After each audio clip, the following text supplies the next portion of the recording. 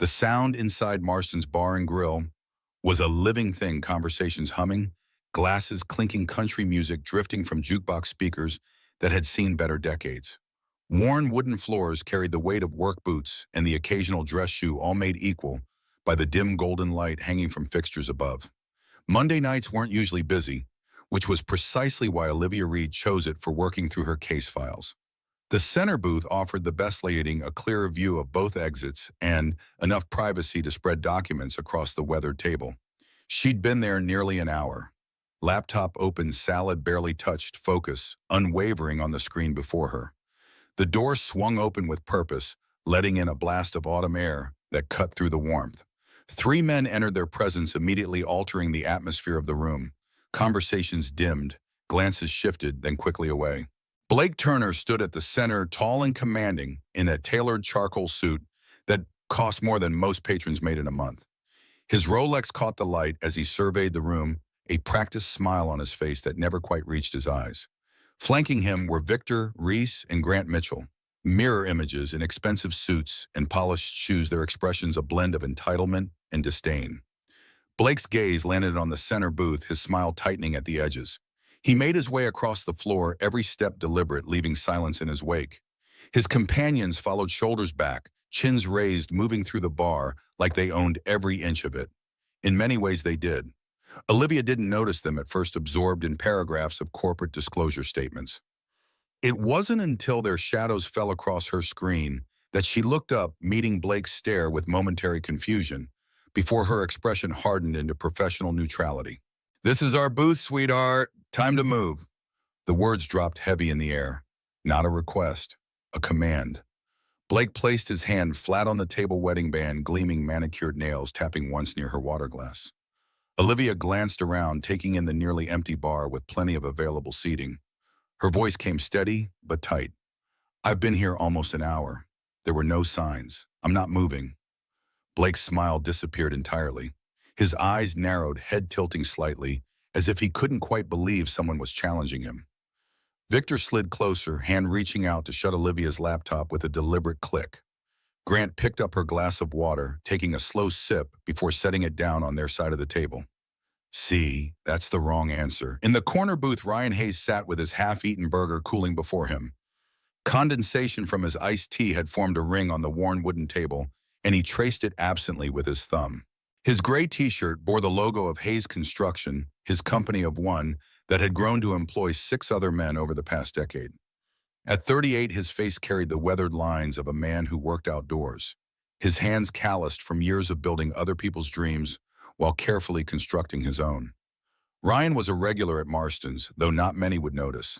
He came in 3 or 4 times a month, always took the same corner booth, ordered the same meal, and left the same generous tip for Sam the bartender, who never asked too many questions. Ryan preferred it that way. Being forgettable had its advantages when your priority was keeping life simple and stable. But there was nothing simple about what was unfolding before him. The shift in the room was palpable, like air pressure dropping before a storm. He recognized Blake Turner and his friends immediately. Everyone in Millfield did. Blake owned the largest investment firm in town, managed half the commercial real estate, and made sure people remembered his name whether they wanted to or not. Ryan had avoided crossing paths with men like Blake for years, not out of fear, but practicality. A single father raising a 12-year-old daughter didn't need complications. Emma needed stability, not a father who brought trouble home. So he'd mastered the art of keeping his head down, doing quality work, and staying out of local politics. Until now. Blake was leaning closer to Olivia, his voice dropping lower, but carrying in the quiet bar. "Maybe you're new in town. Maybe nobody's explained how things work here. This booth," he gestured expansively, "has been where my associates and I conduct business every Monday for the past 5 years. It's tradition, and traditions matter in Millfield." Olivia didn't shrink back, though her fingers gripped the edge of her briefcase a little tighter. "I don't see your name on it. And I've got work to finish." A few patrons shifted uncomfortably in their seats. An older couple near the door exchanged glances before gathering their things, leaving cash on the table and slipping out quietly. Sam paused, his methodical wiping of glasses, frowning but unmoving. Grant leaned down, voice mockingly sweet. "Honey, we're not asking. We're telling." Victor's hand still rested on her closed laptop. Think of it as a lesson in local customs. Ryan watched as Olivia's face flushed, caught between professional composure and rising anger. She wasn't backing down, but she was outnumbered and increasingly cornered. He knew that feeling, had lived it in high school locker rooms, in job sites where contractors tried to shortchange laborers, in custody hearings where money bought better lawyers. The memory of those moments tightened in his chest, familiar and bitter. His gaze dropped to his left hand, where faint scars across the knuckles told stories he had long stopped sharing. 6 years had passed since he'd used those hands for anything more dangerous than hammering nails or braiding Emma's hair for school. 6 years of choosing peace over confrontation, of teaching his daughter that walking away was sometimes the braver choice. But some lessons required different teaching. Ryan set down his glass with a soft clink. The decision was made before he fully acknowledged it. Some choices lived in the bones beyond conscious thought. He pushed back his chair, the legs scraping against the floor, in a sound that carried through the bar like a challenge. Blake glanced over, irritation flickering across his face at the interruption. The rest of the room seemed to collectively hold its breath. Conversation suspended, silverware paused midair. Ryan stood, rolled his shoulders once, and began walking toward the center booth. His steps were unhurried but purposeful, each one carrying the weight of a choice that would reverberate beyond this moment. At the booth, Blake straightened to his full height, a good 2 inches taller than Ryan. He surveyed the construction worker with undisguised contempt, taking in the faded jeans, work boots, and calloused hands. "You lost pal." Ryan's voice came quiet, almost too quiet for the weight behind it. "She's not bothering anyone. Leave her be." Blake laughed, genuine amusement replacing his annoyance. He looked at Victor and Grant as if sharing a private joke. "Buddy, you don't get it. This is our booth. She's just keeping it warm."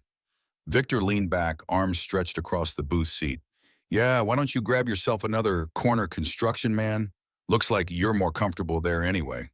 The jab landed where intended, a reminder of invisible boundaries of who belonged where in Millfield. Ryan felt it but didn't react, his expression unchanged. His gaze shifted to Olivia, noting the rapid rise and fall of her chest, the tightness around her eyes. Professional pride wrestling with pragmatic retreat. Grant reached across and gave Olivia's laptop a small push. "Don't be rude, sweetheart. We're just having fun." Fun. The word fell from Ryan's lips like a stone. "Looks like she's not laughing." A ripple moved through the bar. Someone whispered behind their hand. A chair scraped back slightly. Blake's smile hardened into something colder as he stepped around the booth, closing the distance between them. "Do you even know who you're talking to?" Ryan didn't flinch. "Doesn't matter." For a heartbeat, silence stretched tight across the room. You could hear ice crackling in glasses, the faint hum of neon signs. Blake tilted his head, studying Ryan with newfound interest. "See, that's where you're wrong. It does matter. Around here, people know better than to step on toes. You don't, which makes me wonder, are you stupid or just reckless?" Ryan's jaw tightened, but he said nothing. His silence spoke louder than any comeback could. Memories flickered at the edges of his consciousness. The weight of boxing gloves, the roar of a crowd, the discipline of knowing exactly when to strike and when to absorb a blow. His father's voice, gruff but certain. "Actual power isn't in losing control, son. It's in choosing when to show it." A group of college students near the jukebox whispered among themselves, one of them pulling out a phone. "This is going to get bad," someone muttered. Olivia swallowed hard, her voice barely above a whisper. "Please don't do this." Blake heard it as surrender. His grin widened as he leaned back toward Victor and Grant. "See, she gets it. Some people don't know their place. That's all this is." The word place hung heavy in the air. It wasn't just about a booth anymore. It was about power, about class, about who got to decide the rules and who was expected to follow them without question. Ryan felt it press on him like a physical weight. Not just the injustice of this moment, but every time he'd been dismissed, overlooked, pushed aside because his worth was measured by his paycheck rather than his character. Behind the bar, Sam finally set down the glass he'd been polishing too long, his eyes meeting Ryan's briefly. There was something in that look, recognition perhaps, or warning. The bartender was caught in the middle, his livelihood dependent on keeping peace, his conscience pulling in another direction entirely. Blake took Ryan's continued silence as weakness. "You know what I'm feeling, generous tonight. How about you join us?" We could always use someone to fetch drinks. He winked at Victor, who snickered appreciatively. The sound scraped against Ryan's composure. Not because he cared what these men thought of him, but because of what they represented: the bullies who made Emma cry her first week of school, the contractor who tried to stiff his crew last summer, the judge who'd barely glanced at him during the custody hearing 6 years ago before awarding him full custody, his ex-wife's expensive lawyer unable to hide her prescription drug problem. The memories flashed through Ryan's mind like lightning, burning away the last of his hesitation. He'd walked away from those fights because Emma needed stability more than he needed vindication. But this was different. This wasn't about him. Blake mistook Ryan's reflection for retreat. Taking a half step back, he gestured toward the door. "That's what I thought. Now if you'll—" Ryan's voice cut through, quiet but clear. "The lady was here first. She's working. You can take another booth tonight." Blake's expression shifted from dismissive to dangerous. His voice dropped. "I don't think you understand how things work around here." "I understand just fine." Ryan's gaze remained steady. "You think the rules don't apply to you." Victor moved forward, squaring his shoulders. "You need to walk away while you still can, buddy." Ryan didn't move. Olivia looked between them, conflict evident on her face, grateful for the intervention, but afraid of escalation. Blake leaned in closer, voice dropping to a near whisper. "Let me explain something. I own the construction company that hires your company for subcontract work. I sit on the board that approves building permits. I have lunch with the bank manager who holds your business loan. So when I say this conversation is over, it's over." The threat hung in the air, specific and calculated. Blake had done his homework or was bluffing incredibly well. Either way, the message was clear: fall in line or face consequences that would extend far beyond this evening. For the first time, uncertainty flickered across Ryan's face. Not fear for himself, but for what this could mean for his business, for the men who depended on him for their livelihoods, for Emma's security. Blake saw the hesitation and pressed his advantage. "I thought so. Now how about you go back to your corner and we'll forget this little misunderstanding." From her seat, Olivia began gathering her papers, shoulders slumped in defeat. The fight visibly drained from her posture. "It's fine, I'm almost finished anyway. I'll move." Ryan watched her, surrendering to the inevitable, the same calculation countless others had made when confronting men like Blake. The path of least resistance, the practical choice, the one that lets you sleep at night and keep your job in the morning. He'd made it himself more times than he cared to admit, but sometimes lines had to be drawn. Ryan took a slow breath, centering himself the way he once did before stepping into the ring. His voice remained level. "No, she won't." The bar seemed to collectively inhale. Blake's expression darkened, genuine anger, replacing his smug confidence. He stepped closer, invading Ryan's personal space. "Last chance to walk away with your dignity intact." Behind Blake, Victor and Grant shifted their stances, ready to intervene if necessary. They were used to intimidation, not actual confrontation. Their boss's reputation usually did the heavy lifting. Ryan didn't back up, didn't raise his voice, didn't clench his fists. He simply stood immovable as stone. "I'm not the one risking my dignity here." The implied insult landed precisely. Blake's face flushed dark, his voice rising. "Who the hell do you think you are?" For the first time since standing up, Ryan felt a strange calm settle over him. The kind of clarity he'd known years ago when the noise of the crowd faded and there was nothing but the opponent before him and the space between them. Time seemed to slow, details sharpening the vein pulsing in Blake's temple, the smell of expensive cologne mixing with whiskey, the weight of eyes watching from every corner of the bar. Just someone who knows bullies don't change unless someone stands up to them. Blake's control finally snapped. With surprising speed, he shoved Ryan's shoulder hard, expecting the construction worker to stumble backward, to fold like so many before him. But Ryan didn't budge. He stood rooted, absorbing the impact as if it were nothing. Years of hauling lumber and steel, of building foundations that could withstand storms, had made him solid in ways Blake couldn't comprehend. The failed intimidation hung in the air between them, a power shift so subtle yet profound that the entire room felt it. Blake's smirk faltered, genuine confusion replacing it.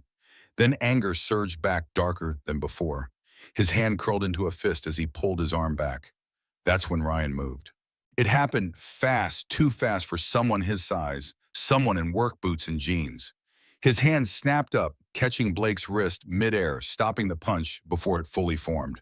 The motion was fluid practiced, precise muscle memory from countless hours in the ring training that lived in his bones long after he'd hung up his gloves. Gasps rippled through the bar. Victor and Grant froze, uncertain how to proceed now that the script had changed.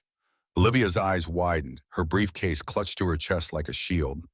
Sam stepped out from behind the bar, finally moved to action, though whether to break up the fight or support Ryan wasn't immediately clear. Ryan held Blake's wrist firmly but without excessive force, just enough to control not to hurt. He leaned in slightly, voice low enough that only Blake could hear. "You've had your fun. It ends now." Blake tried to yank free, his face reddening as the room watched him struggle against Ryan's grip. The public humiliation was worse than any physical discomfort, his carefully cultivated image of untouchable authority crumbling in real time. After a moment that stretched like eternity, Ryan released Blake's wrist with deliberate care. He spoke loud enough for the room to hear. "You think power comes from owning a booth or pushing people around? I've seen real power. I've carried it, built it, earned it, and I don't need a suit or a title to recognize a bully." The words landed like hammer blows, precise and devastating. For the first time, the crowd saw Ryan not as the quiet construction worker who kept to himself, but as something else entirely steady, unshakable, dangerous in his restraint. Victor shifted uncomfortably. "What the hell?" But Ryan wasn't finished. His voice rose slightly, not in anger but in clarity, each word slicing through the bar like a judge's ruling. "You walk into this place every week, flashing money, taking what isn't yours, treating people like they're less. But tonight you picked the wrong table, wrong day, wrong man."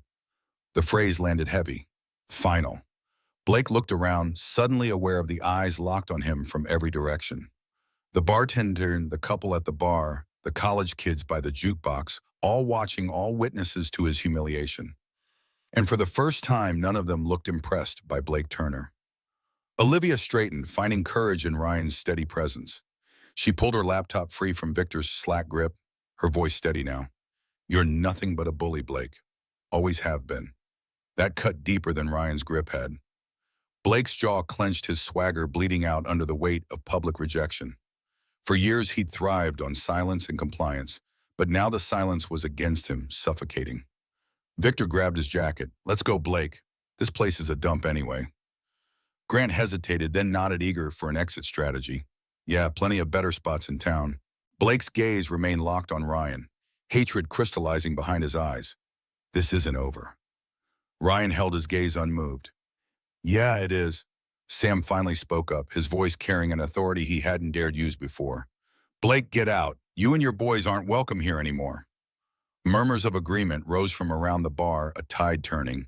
Blake looked around, realizing he'd lost control of a room he'd thought he owned. His smirk was gone, replaced with a tight scowl. Without another word, he shoved past Ryan, bumping his shoulder hard as he stormed toward the door, Victor and Grant trailing after him. The door slammed shut behind them. The room exhaled collectively. Olivia sat in stunned silence, her laptop clutched against her chest. Her eyes met Ryan's professional composure, giving way to genuine gratitude. "Thank you." Ryan simply nodded, his face calm, almost unreadable. To him, this wasn't victory or heroism. It was necessity, the kind of choice that lived in the space between walking away and being able to look at himself in the mirror the next morning. He didn't step in for thanks or recognition. He did it because the alternative was something he couldn't live with. But to everyone else in the bar, it felt like something bigger.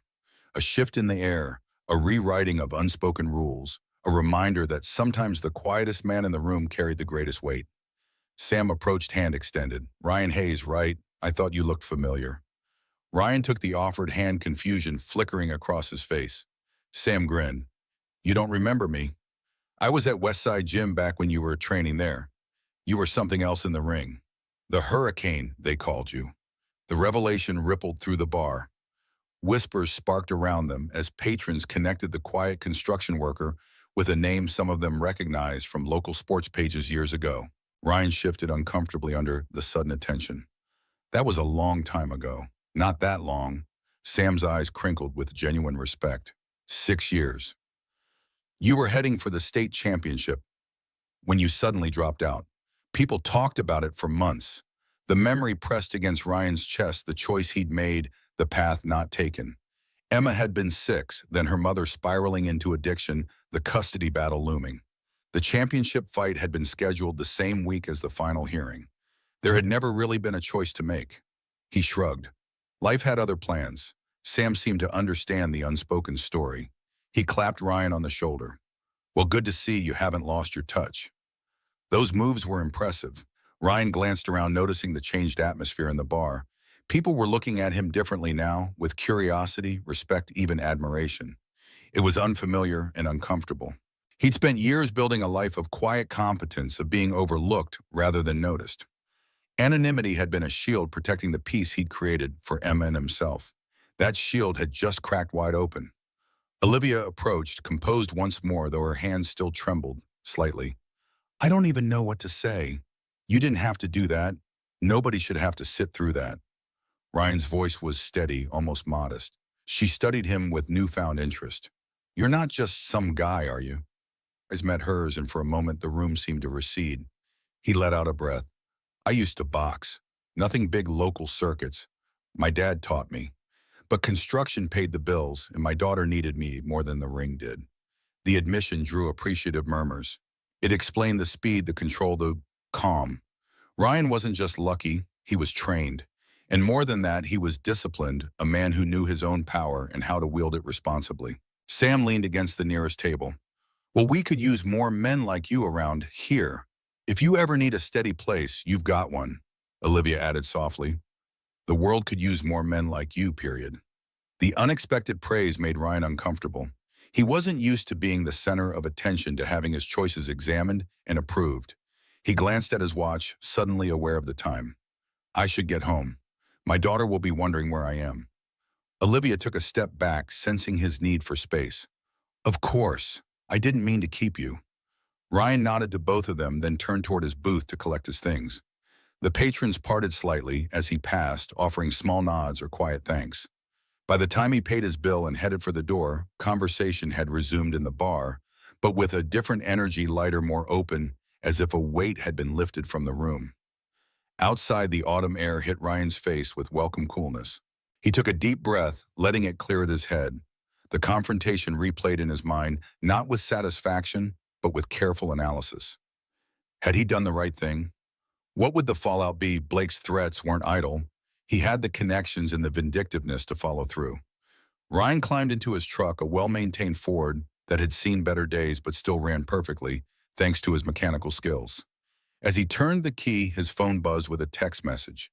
Emma checking in, as she always did when he worked late. Dinner and microwave, math homework done. Can we have pancakes tomorrow? Love you. The simple normalcy of it centered him. This was what mattered, the home he'd built, the daughter he was raising, the values he was teaching her through action rather than words.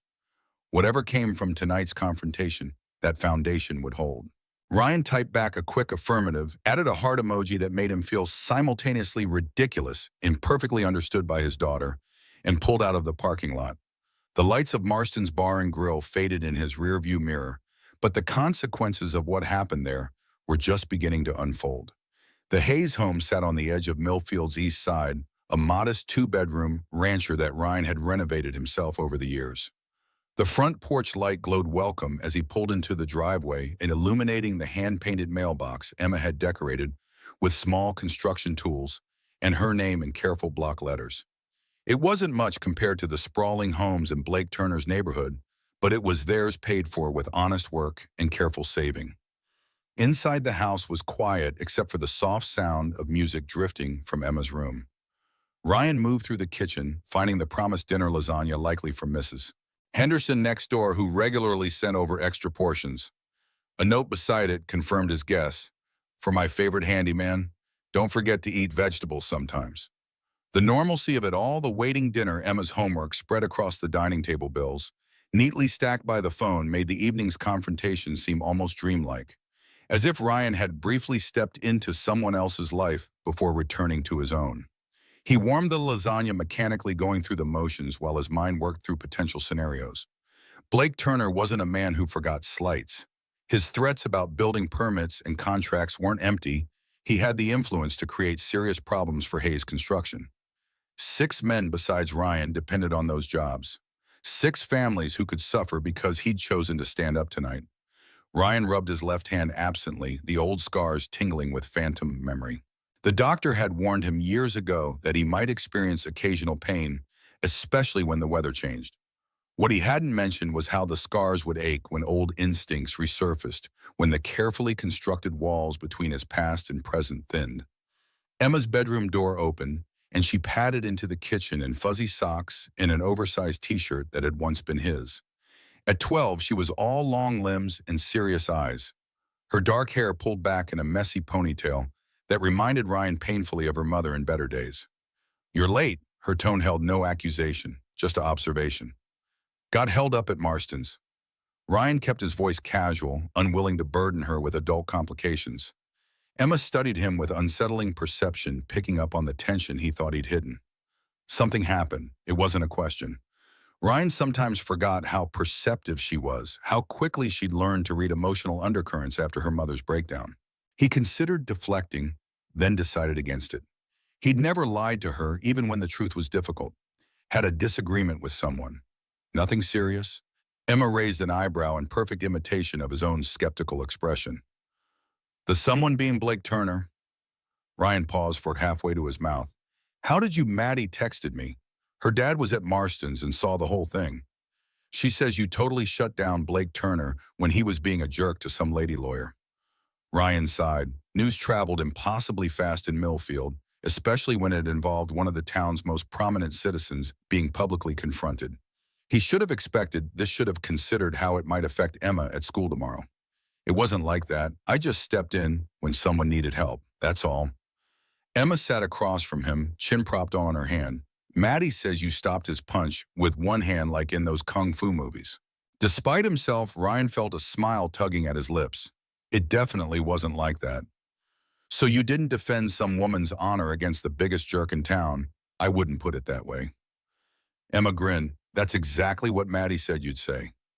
Ryan shook his head, amazed as always at how quickly his daughter was growing up, how she balanced childhood and premature wisdom in ways that both impressed and concerned him. He tried so hard to give her a normal life, to shield her from the kind of drama that had defined her early years with her mother. Now, in one evening, he'd potentially invited exactly that kind of complication back into their lives. Emma's smile faded as she read his expression. "Is this going to be trouble for the business?" The question hit with uncomfortable precision. Ryan considered sugarcoating his answer, then rejected the impulse. Emma deserved better than half-truths. "It might be. Blake Turner has connections, but we'll handle it whatever comes." Emma nodded, accepting this with the resilience that sometimes broke Ryan's heart. She'd learned too young that life could change suddenly, that security was never guaranteed. But she'd also learned he hoped that some things remained constant: his love for her, their home together, the values that guided their choices. "Was it worth it?" she asked after a moment. Ryan thought about Olivia Reed's face, the mix of defiance and fear, as she faced down 3 men determined to remind her of her place. He thought about Sam behind the bar, caught between livelihood and conscience.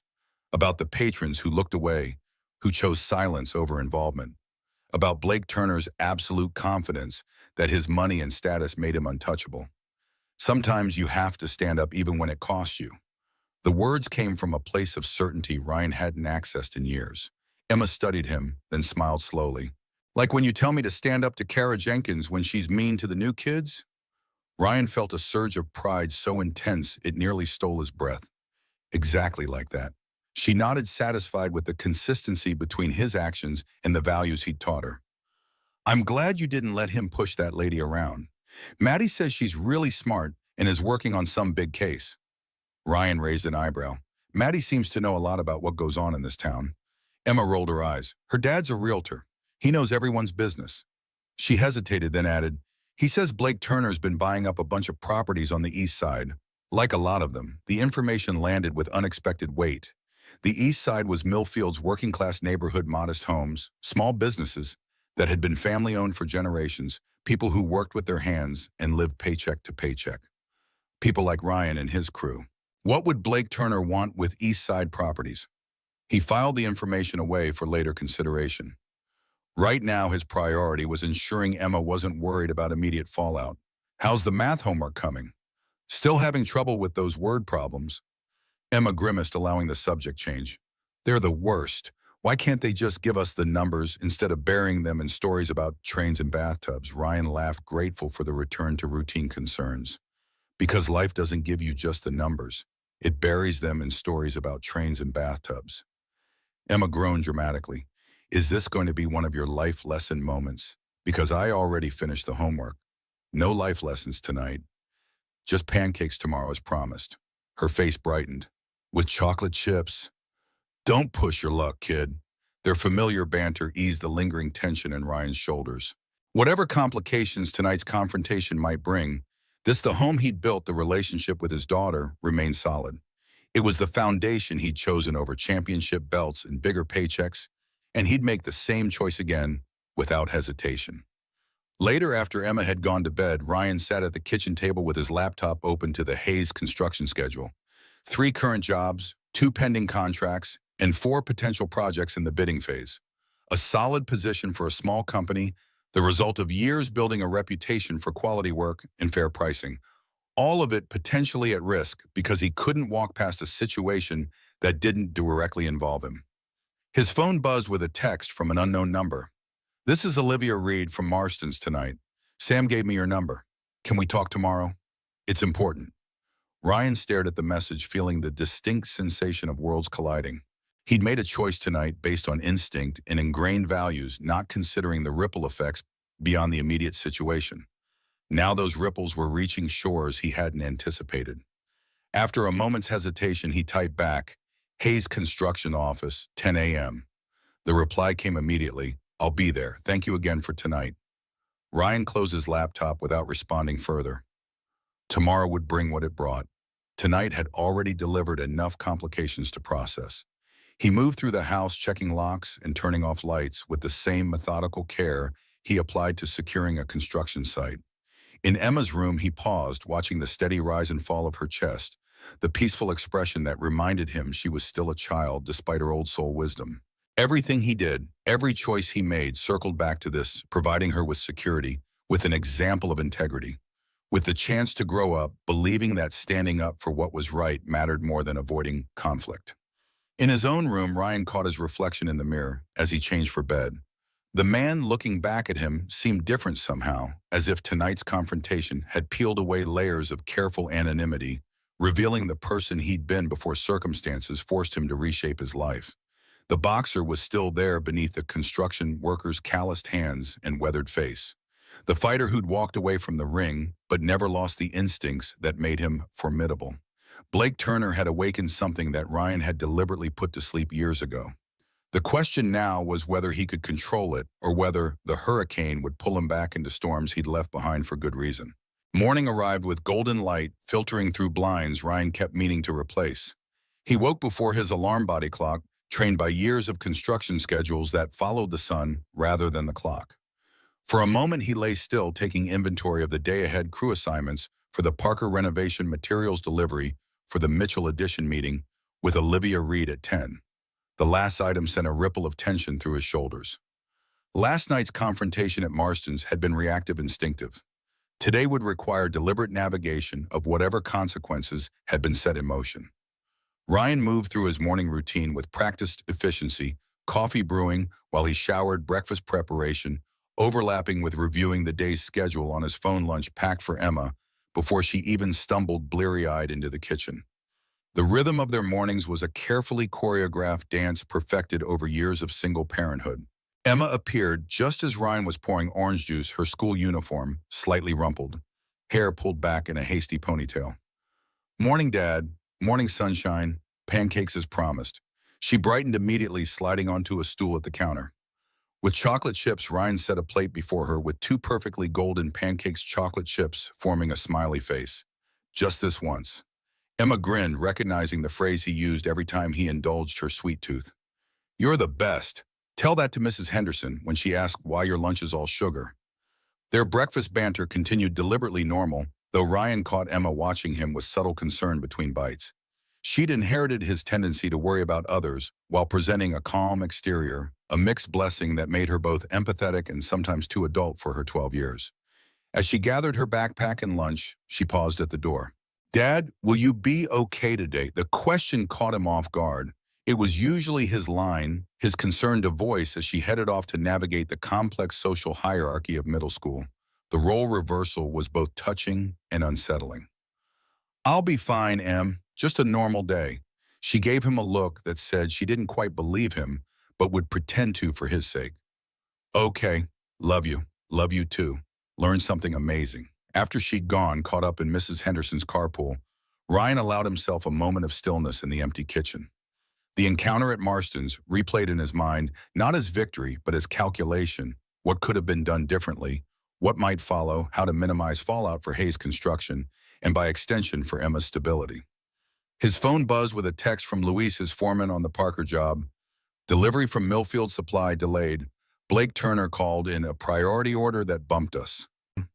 And so it begins. Ryan felt resignation rather than surprise washing through him. Blake's connections ran deep in Millfield. He'd meant what he said about permits and contracts. This was just the opening move, a reminder of how easily he could complicate Ryan's business operations. Ryan texted back, "Adjust the schedule. I'll call Westridge Supply in Camden for alternate delivery." It would cost more, eat into the job's profit margin, but the work would continue. If this was Blake's idea of pressure, he'd underestimated Ryan's adaptability and determination. Hayes Construction had weathered tighter margins and bigger obstacles in its early days. By 9:30, Ryan was at his office, a converted storage space behind Millfield Hardware that he rented at a discount in exchange for occasional repair work around the store. It wasn't impressive: a desk, filing cabinets, a small conference table with 4 chairs and a coffee maker that had seen better days. But it was functional, and in construction, function trumped appearance every time. He just finished rearranging the schedule to accommodate the delivery delay when a knock came at the door. 10 minutes early, either eager or anxious, possibly both. "Come in." Olivia Reed entered, looking markedly different from the woman at Marston's the previous night. Gone was the business casual attire, replaced by a tailored charcoal suit and crisp white blouse that screamed corporate attorney. Her dark hair was pulled back in a sleek knot, her makeup subtle but precise, her leather briefcase expensive but well used. Only her eyes remained the same, intelligent, assessing, carrying a wariness that suggested she'd learned caution the hard way. "Mr. Hayes, thank you for agreeing to meet." Ryan gestured to the chair across from his desk. "Coffee already had 3, but thanks." Her smile was quick, professional. "I'll get right to the point. I believe what happened last night at Marston's wasn't random. Blake Turner specifically targeted me because of a case I'm working on." Ryan leaned back, slightly studying her. This direct approach wasn't what he'd expected: apologies, perhaps, or concerns about his well-being after standing up for her. "Not immediate business." "What kind of case?" Olivia set her briefcase on the desk, snapping it open to remove a folder. "I work for Caldwell and Reed in Boston. I'm here temporarily investigating a series of property acquisitions by Turner Investment Group." The name connection registered. "Reed. Family business. My father's firm." She said it without inflection, neither pride nor defensiveness coloring the admission. "Several residents from Millfield's east side contacted us about aggressive buyout offers. Normally that's just business. But there are irregularities in how these properties are being valued and concerning patterns in how residents are being approached." Ryan thought of Emma's offhand comment about Blake buying east side properties. The coincidence tightened something in his chest.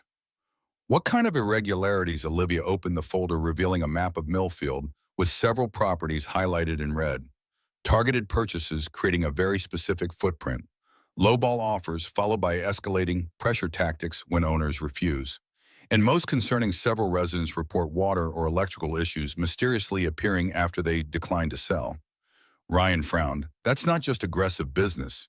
That's criminal harassment and potential fraud." "Yes." Olivia's voice was calm, but her eyes had hardened. 3 of our clients have experienced significant property damage after refusing Turner's offers, all traced back to infrastructure problems that city inspectors can't explain. The implications settled heavily between them. Blake Turner wasn't just buying properties, he was systematically forcing people out when they wouldn't sell voluntarily.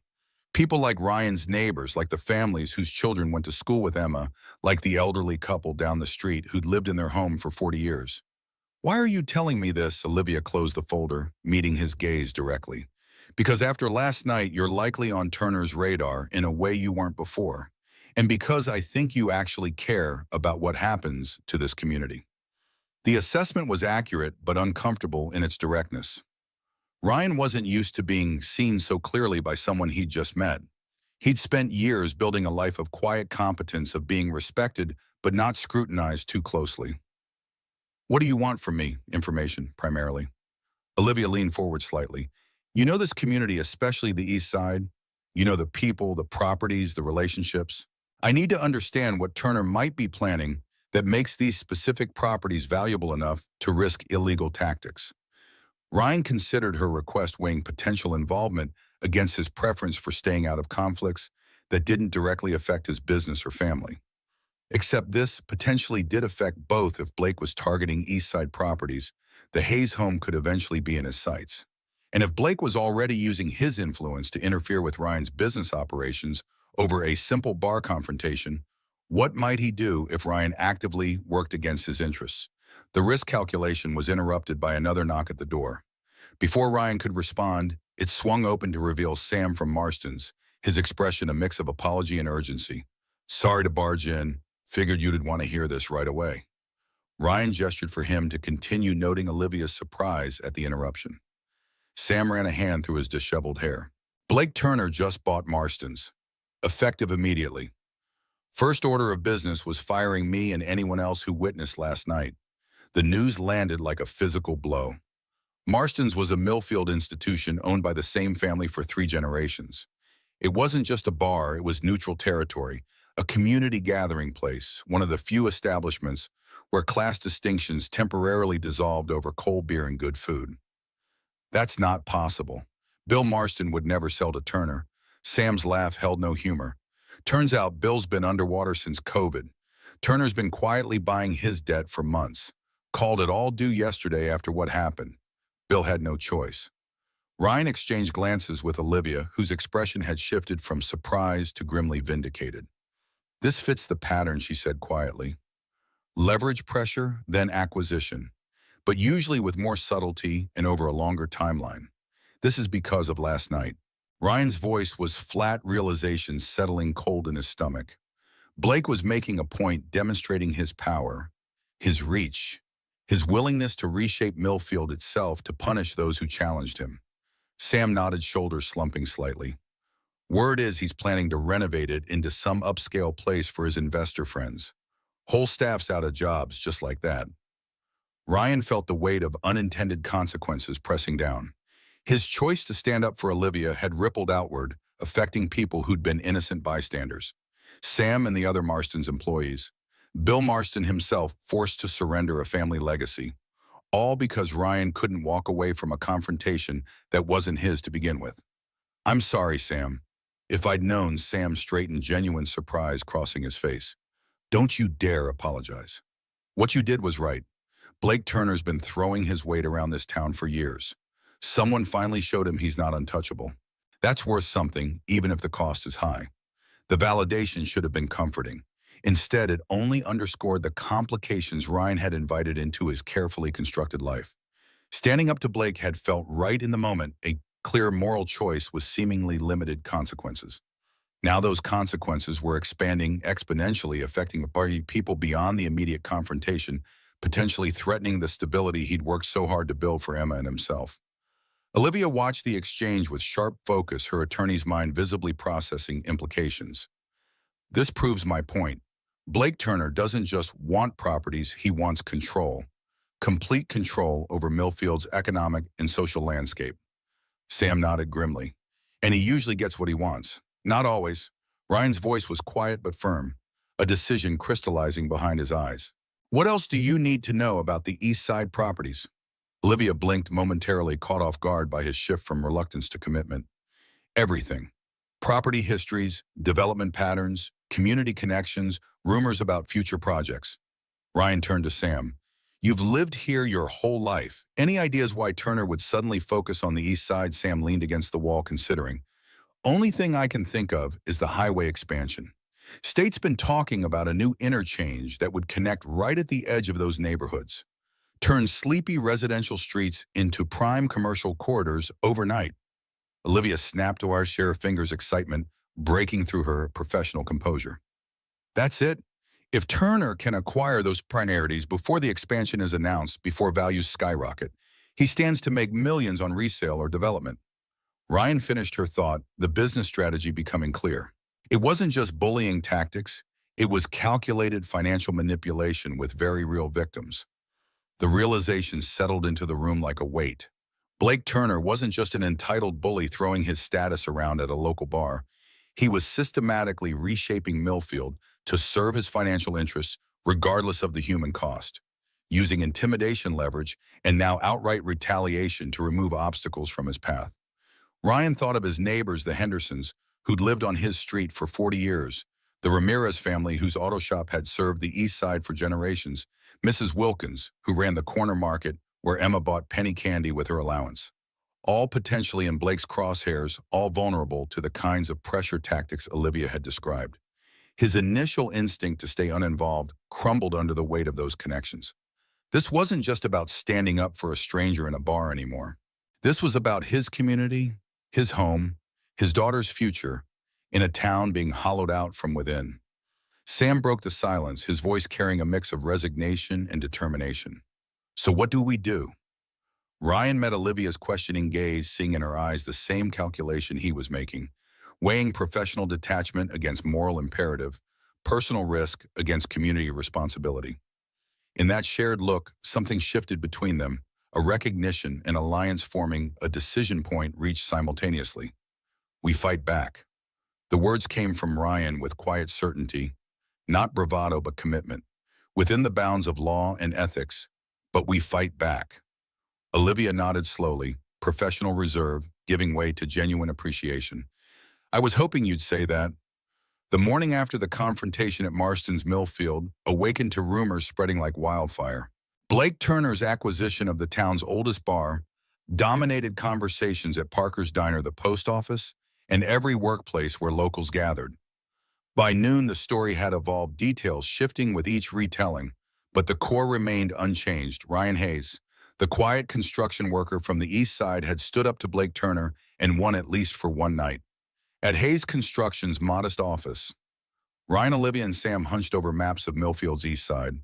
Coffee cups littered the small conference table alongside property records Olivia had obtained through her firm's resources. The atmosphere was focused, a makeshift war room assembled in haste. Ryan traced his finger along a cluster of highlighted properties. All these homes are owned by people who've lived here 30-plus years. Most are paid off fixed incomes, limited savings. Perfect targets for pressure tactics. Olivia nodded, making notes in a leather-bound portfolio. Classic pattern, target the vulnerable. First create momentum, then use that to pressure holdouts.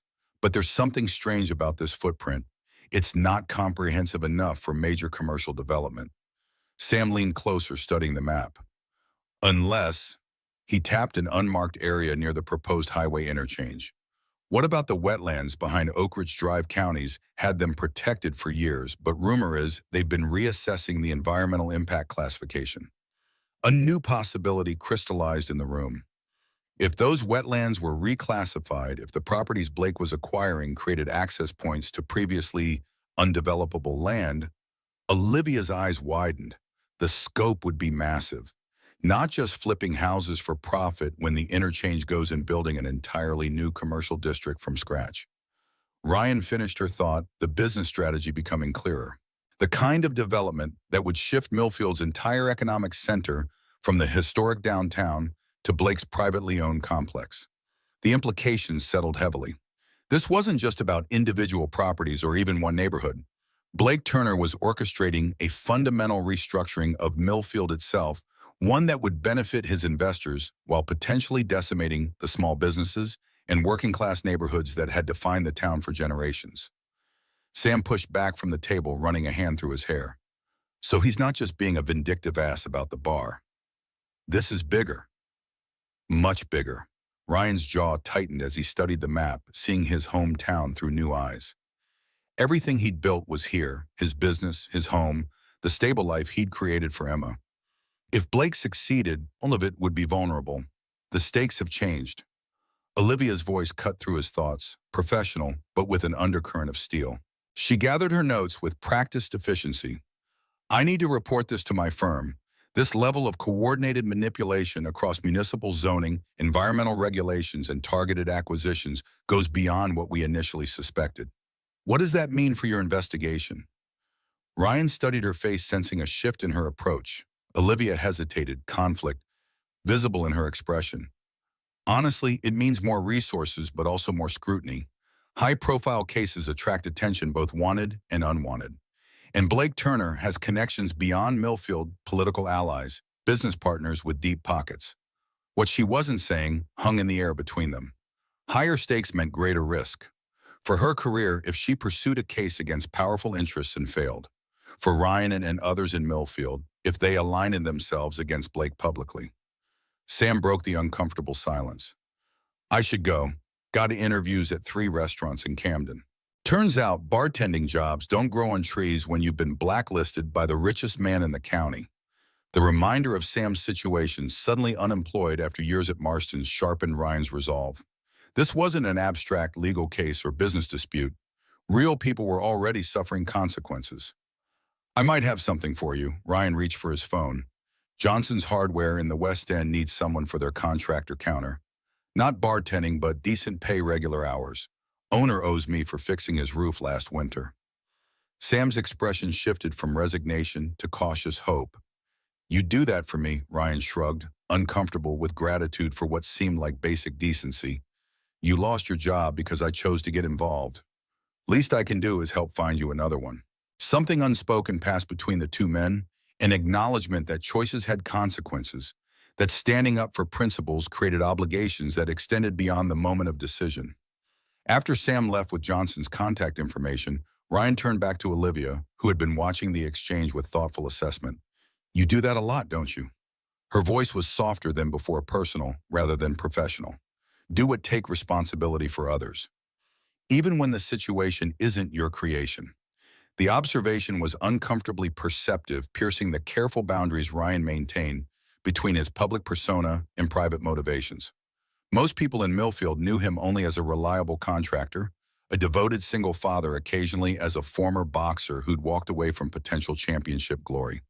Few looked deeper than those surface facts. It's not about responsibility, it's about community.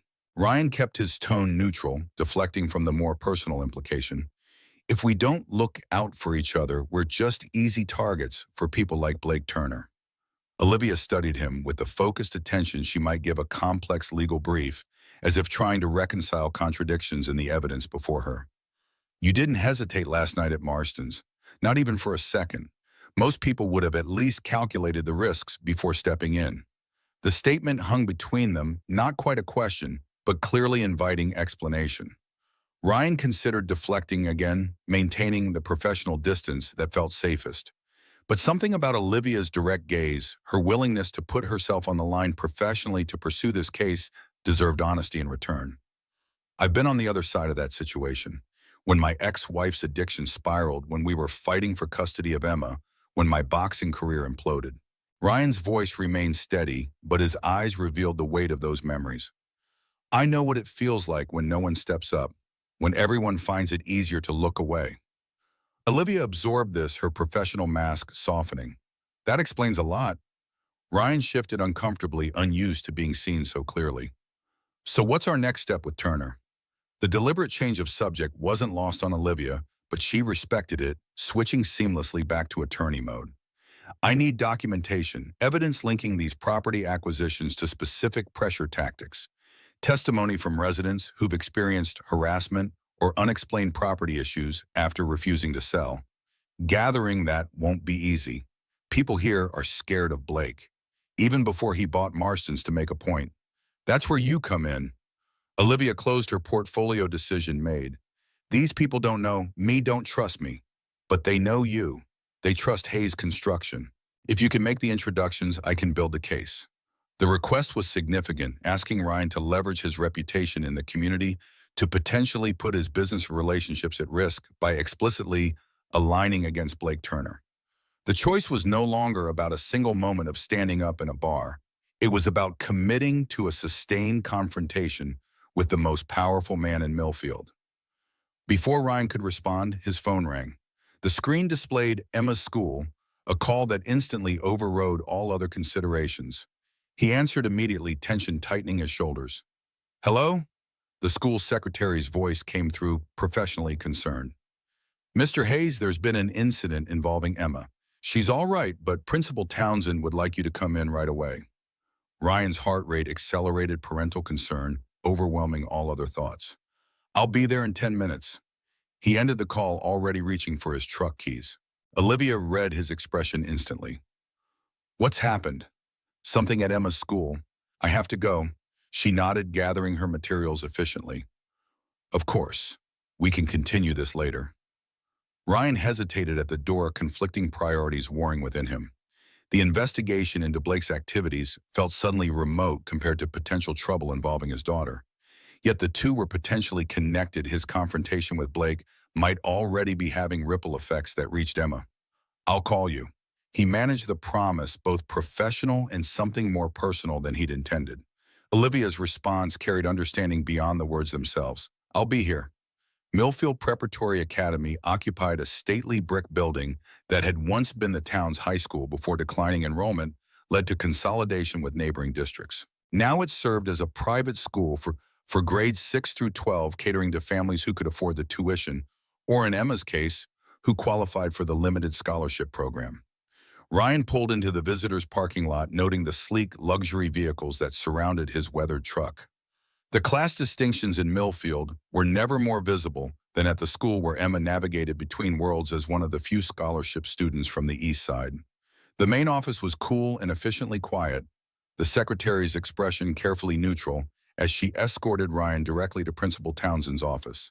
Inside, Emma sat in an oversized chair, her school uniform impeccable, except for a tear at the knee of her tights. Her posture was rigid, eyes focused on her folded hands, jaw set in a way that mirrored Ryan's own expression when confronting an unwelcome situation. Across from her, Principal Townsend sat behind an imposing desk, his silver-framed glasses and carefully knotted tie projecting authority and institutional permanence. Beside him stood a woman Ryan recognized immediately, Patricia Turner, Blake's wife, and chair of the school's board of trustees. "Mr. Hayes," Principal Townsend gestured to the empty chair beside Emma. "Thank you for coming so quickly." Ryan moved to his daughter's side, noting the slight tremble in her clasped hands despite her composed expression. "What happened?" "There was an altercation during lunch period." Principal Townsend's tone was measured, practiced in delivering difficult information to parents. "Emma and Leah Turner had a disagreement that unfortunately escalated to physical contact." The connection registered immediately. Leah Turner Blake and Patricia's daughter, Emma's classmate. The confrontation at Marston's had indeed followed Ryan home, manifesting in the delicate social ecosystem of middle school, where children often enacted the tensions brewing in the adult world. Patricia Turner's voice cut through the office, polished and precise. Leah came home with scratches on her arm. She says Emma attacked her completely unprovoked. Emma's head snapped up, indignation breaking through her careful composure. "That's not true." She was saying horrible things about Dad, calling him a... Her voice faltered, unwilling to repeat whatever insult had triggered the confrontation. Ryan placed a steadying hand on Emma's shoulder, feeling the tension vibrating through her small frame. "Emma has never been in trouble before. She's not a violent kid." Principal Townsend nodded acknowledgement rather than agreement. "We're aware of Emma's otherwise exemplary record. However, our zero-tolerance policy on physical altercations is very clear." The implication hung in the air. Consequences were coming regardless of provocation or context. Ryan had encountered this institutional rigidity before, the way rules were applied with technical equality that often masked deeper inequities.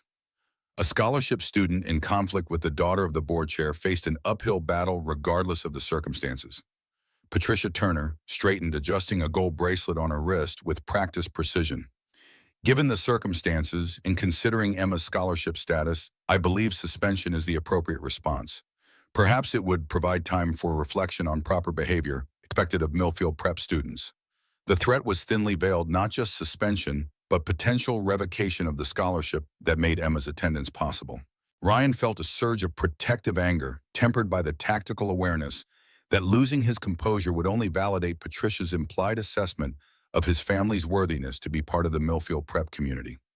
Before he could formulate a response that balanced principle with pragmatism, Emma spoke up, her voice small but steady. "I didn't start it, but I did push her after she said Dad was just a loser who didn't know his place, that the whole town was laughing at him for thinking he could stand up to her father." The words landed in the office like stones dropping into still water, ripples of uncomfortable truth disturbing the professional facade. Principal Townsend shifted in his chair, glancing uneasily between Patricia Turner and Ryan. Patricia's perfectly composed expression hardened almost imperceptibly. Children often misunderstand adult situations. I'm sure Leah was simply repeating something she overheard without understanding the context. Ryan studied Patricia Turner with new insight. She knew exactly what had happened at Marston's. The confrontation had been discussed in the Turner household, likely framed in terms that protected Blake's ego while dismissing Ryan as inconsequential. And now their children were enacting the same power dynamics in the school cafeteria. The realization clarified his approach. "Principal Townsend, I understand the school's position on physical contact. Emma knows better, and there will be consequences at home for that choice. But I'd also like to know what the school's policy is on verbal bullying, particularly when it involves disparaging another student's family." The strategic pivot was subtle but effective, shifting focus from Emma's reaction to the provocation that triggered it. Principal Townsend's expression reflected recognition of the conversational chess move. "We take all forms of bullying seriously, Mr. Hayes. If Emma reports that Leah was making derogatory comments, we'll certainly address that as part of our investigation." Patricia Turner's composure slipped momentarily, a flash of calculation crossing her features. "I'm sure we all want what's best for the girls. Perhaps a day of reflection for both students would allow emotions to settle." The suggested compromise revealed her concern. She hadn't expected Ryan to navigate the situation with such measured restraint, to effectively challenge the institutional dynamics without becoming confrontational. A formal investigation into Leah's behavior wasn't part of her anticipated outcome. Principal Townsend seized the offered middle ground. "One day of in-school reflection for both students seems appropriate. They'll complete their academic work separately and participate in conflict resolution with our guidance counselor." It wasn't perfect justice. Emma was still facing consequences for standing up against bullying, but it was better than the suspension Patricia had initially suggested. Ryan weighed pushing further against the practical reality of Emma's vulnerable position as a scholarship student. Emma made the decision for him, her voice stronger now. "That's fair. I shouldn't have pushed her even though she was being mean." The maturity in her response made Ryan's chest tighten with a complex mix of pride and sadness. Pride in her character, sadness that at 12 she already understood the necessity of accepting imperfect outcomes in an unequal system. Principal Townsend nodded, relieved at the resolution. "Excellent. Emma, you can return to class now. The reflection day will be tomorrow." As Emma gathered her backpack, Patricia Turner rose with practiced grace. "I should be going as well. Board meeting preparations await." Ryan caught her gaze as she moved toward the door, holding it long enough to communicate understanding. He recognized the attempted power play and had effectively countered it. Something shifted in her expression, a reassessment of the construction worker she'd previously dismissed as inconsequential. "Mr. Hayes." Her acknowledgement was cool but carried a note of new respect, or at least wariness. "I believe you and my husband had a misunderstanding recently." Ryan kept his response measured. "I wouldn't call it a misunderstanding.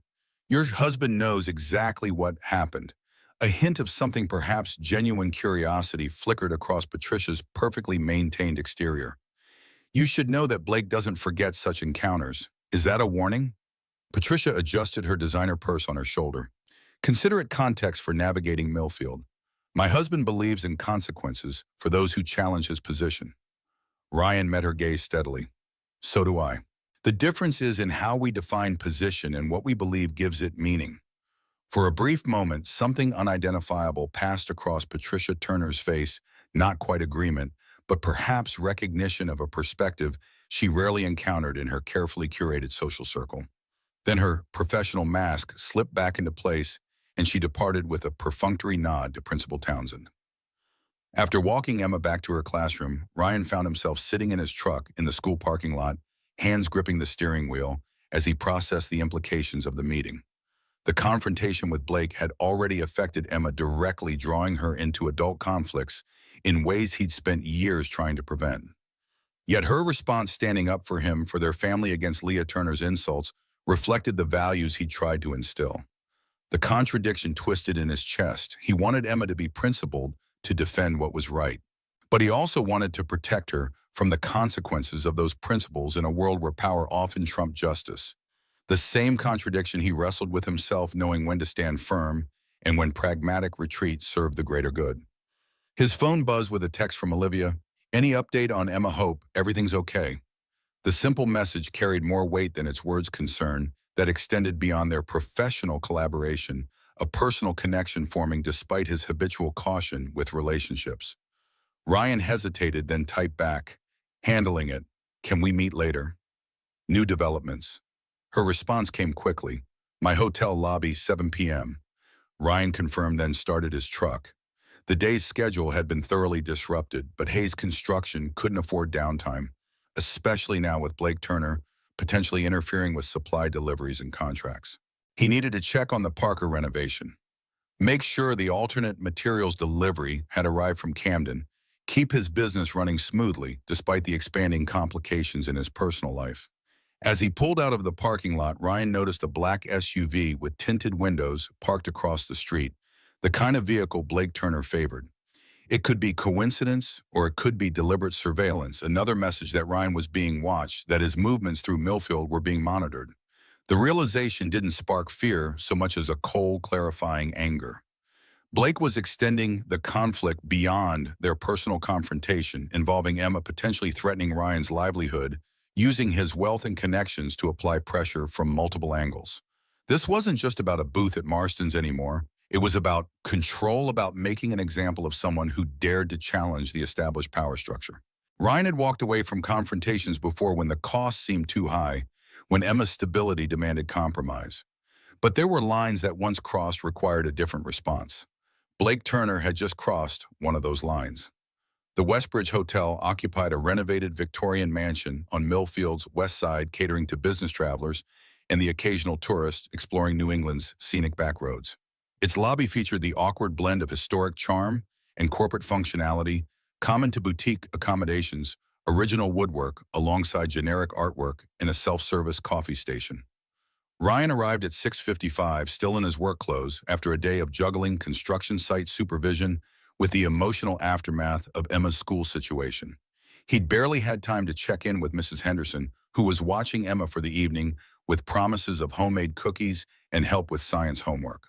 Olivia was already waiting, seated in a corner armchair with her laptop open and a half-empty coffee cup beside her. She changed from her morning suit to dark jeans and a tailored blazer, still professional, but less formally armored. The adjustment humanized her, revealing the person beneath the corporate attorney exterior. She looked up as Ryan approached, closing her laptop with a smile that carried genuine warmth rather than professional courtesy. "Thanks for coming, especially after what sounds like a complicated day." Ryan settled into the adjacent chair, the events of the day weighing on his shoulders. Blake Turner's daughter and mine got into it at school. Apparently, Leah was repeating things her parents said about me after the confrontation at Marston's. Olivia's expression darkened, professional outrage merging with personal concern. "He's bringing children into this. That's beyond unethical. It's calculated." Ryan's voice remained level despite the anger simmering beneath his words. "He's sending a message that he can reach into every aspect of my life, that nothing is off limits." The assessment hung between them both, recognizing the escalation it represented.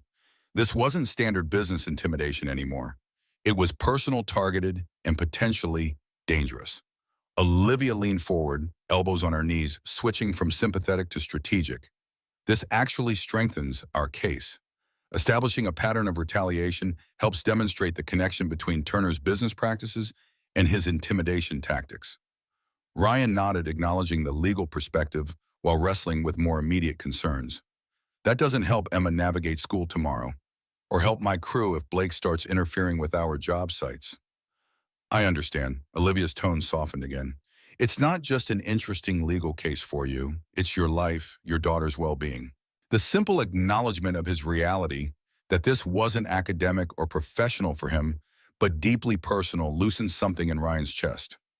Most people in his position would consider backing off, filing this under "not my fight" and focusing on damage control.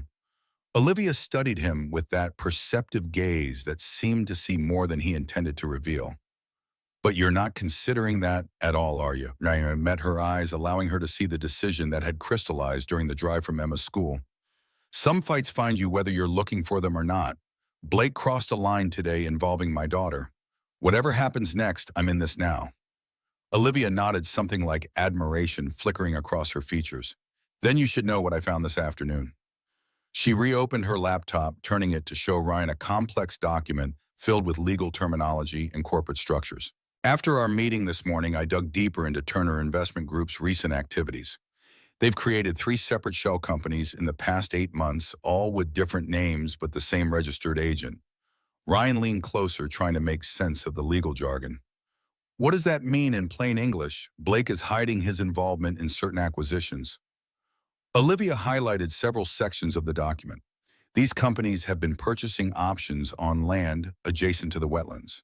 Sam mentioned land that would be worthless unless the environmental protection status changes. The strategy was becoming clearer. Blake acquiring properties that created access points to the wetlands, positioning himself to control development rights when the protected status was inevitably lifted. Ryan frowned, connecting pieces of information. There was talk at the last town council meeting about reassessing outdated environmental restrictions on that land. The council president presented it as modernizing regulations to promote economic growth. Olivia's expression sharpened with focused interest. Who's the council president? James Whitaker, law partner at Davis Whitaker and Reed. Ryan paused, the connection suddenly obvious. No relation to you. I'm guessing Olivia's laugh held no humor. Definitely not. But potentially related to Blake Turner's wife through her first marriage, if my research is correct. The web of connections expanded outward from Blake, encompassing local government legal structures, family ties, a comprehensive network of influence that allowed him to reshape Millfield's development to serve his financial interests. Ryan leaned back, absorbing the scope of what they were uncovering. It's not just about bullying people into selling their homes. It's about manipulating the entire system. Zoning laws, environmental regulations, property values, all orchestrated to maximize profit regardless of the impact on the community. Olivia nodded grimly. Classic disaster capitalism. Create or exploit a crisis. In this case, the economic struggles of East Side residents, then position yourself to profit from the solution you helped engineer. The assessment was clinically accurate, but missed the human dimension that Ryan couldn't ignore. These aren't just properties on a map. They're people's homes. Mrs. Henderson has lived in her house for 40 years. The Ramirez family built their auto shop from nothing. They can't just relocate without losing everything that makes this community function. Olivia studied him, seeming to reassess her approach. You're right. I've been thinking of this as a legal case, evidence, precedents, corporate malfeasance. But it's about people's lives, their history, their connections to each other. The admission reflected a shift in her perspective, from viewing Millfield as a temporary assignment to recognizing the real stakes for those who called it home. Ryan felt something ease between them, professional collaboration deepening into more authentic connection. So where do we go from here, he asked. Olivia closed her laptop, decision made. 2 parallel tracks. I continue building the legal case, documenting the corporate shell game, the environmental regulation manipulation, the connection to pressure tactics on residents. Meanwhile, you help me connect with those residents, gather testimonials about their experiences, create a human face for what's happening. The strategy was sound, but Ryan sensed an unspoken dimension. And what about Blake's personal vendetta? The way he's targeting me specifically after what happened at Marston's? Olivia hesitated, conflict visible in her expression. Professionally, I should advise you to minimize contact, avoid further confrontation, let the legal process handle this. And personally, their eyes met, professional boundaries momentarily thinning. Personally, I think men like Blake Turner only escalate when they sense weakness. Backing down now won't protect you or Emma. It will just confirm his belief that pressure works. The assessment aligned with Ryan's own instincts, shaped by years in the boxing ring, where showing fear often invited more aggressive attacks. Still, the stakes were different now. Not just his pride or reputation, but Emma's well-being, his business, the livelihoods of his crew. I can handle Blake's focus on me. Ryan's voice carried quiet certainty. But I need to protect Emma from getting caught in the crossfire. Olivia nodded in understanding the priority without requiring explanation. We'll figure it out, one step at a time. The we registered a partnership extending beyond professional collaboration into something more personal, a shared commitment to confronting Blake's influence over Millfield. Their strategy session continued past dinner, expanding to include takeout from a local Thai restaurant, eaten amid spreadsheets and property maps, spread across a corner table in the hotel lobby. Ryan shared his knowledge of East Side residents identifying potential allies and vulnerable neighbors who might have experienced pressure from Blake's representatives. Olivia outlined legal approaches, explaining how individual testimonials could build toward a larger case against Turner Investment Group's practices. The conversation flowed easily between strategic planning and more personal exchanges. Ryan describing his journey from promising boxer to single father and small business owner Olivia, revealing her complicated relationship with her father's prestigious law firm, and her preference for cases that made tangible differences in people's lives rather than simply generating billable hours. It was nearly 11 when Ryan realized how late it had gotten his responsibilities as a father reasserting themselves over his absorption in their planning. I should get home. Emma will be waiting up even though she pretends to be asleep when I check on her. Olivia smiled, gathering their scattered materials with efficient movements. She sounds like an amazing kid. She is. Ryan felt the familiar mixture of pride and protectiveness that defined his relationship with his daughter. Too grown up sometimes. Takes on more than she should because she knows I'm doing the same. The admission slipped out unplanned, a glimpse of the private doubts he rarely voiced about his parenting, the worry that Emma shouldered adult concerns because she sensed his struggles as a single father. Olivia paused in her organizing, meeting his eyes with unexpected gentleness.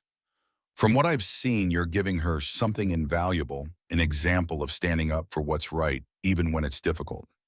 Kids need that more than perfect circumstances. The observation touched something vulnerable in Ryan, a reassurance he hadn't realized he needed. Before he could respond, his phone buzzed with a text message from an unknown number. Backing the wrong horse is bad business, Hayes. Ask your attorney friend about her firm's connection to Weston Development. Might want to reconsider who you're trusting. Ryan stared at the message, its implications expanding outward.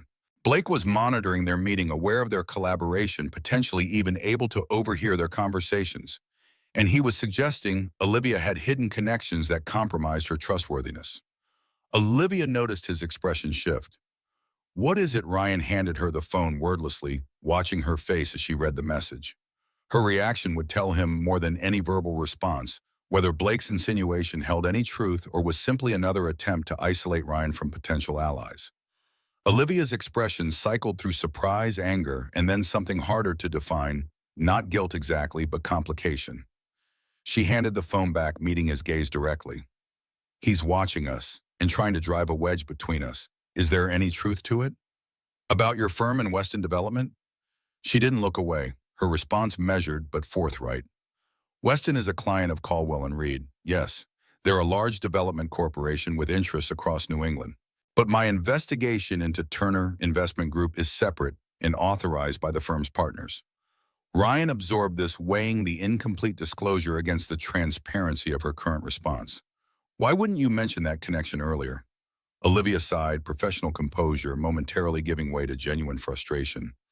Because it's not directly relevant to this case. Because client relationships in a corporate firm are complex. Because she hesitated, then continued with reluctant honesty. Because I didn't want you to question my motives or commitment. This case matters to me, Ryan. What Blake Turner is doing to Millfield is wrong, regardless of who else my firm represents. The admission hung between them, not a complete explanation perhaps, but an honest one that acknowledged both professional complexity and personal investment. Ryan considered pushing for more details, then recognized the strategic goal behind Blake's message to create mistrust between potential allies, to isolate Ryan from legal expertise that could challenge Turner Investment Group's practices. Blake's watching us. Ryan redirected, focusing on the immediate security concern. Probably had someone following us since this morning. Might even have this place bugged. Olivia glanced around the hotel lobby with new wariness. We should assume he has resources. We don't surveillance capabilities, informants, within local businesses access to private information. The assessment was accurate, but incomplete. Blake also has weaknesses. Ryan's voice hardened with resolve. He's used to people backing down to money solving his problems. He doesn't expect real resistance. And that's what we're building.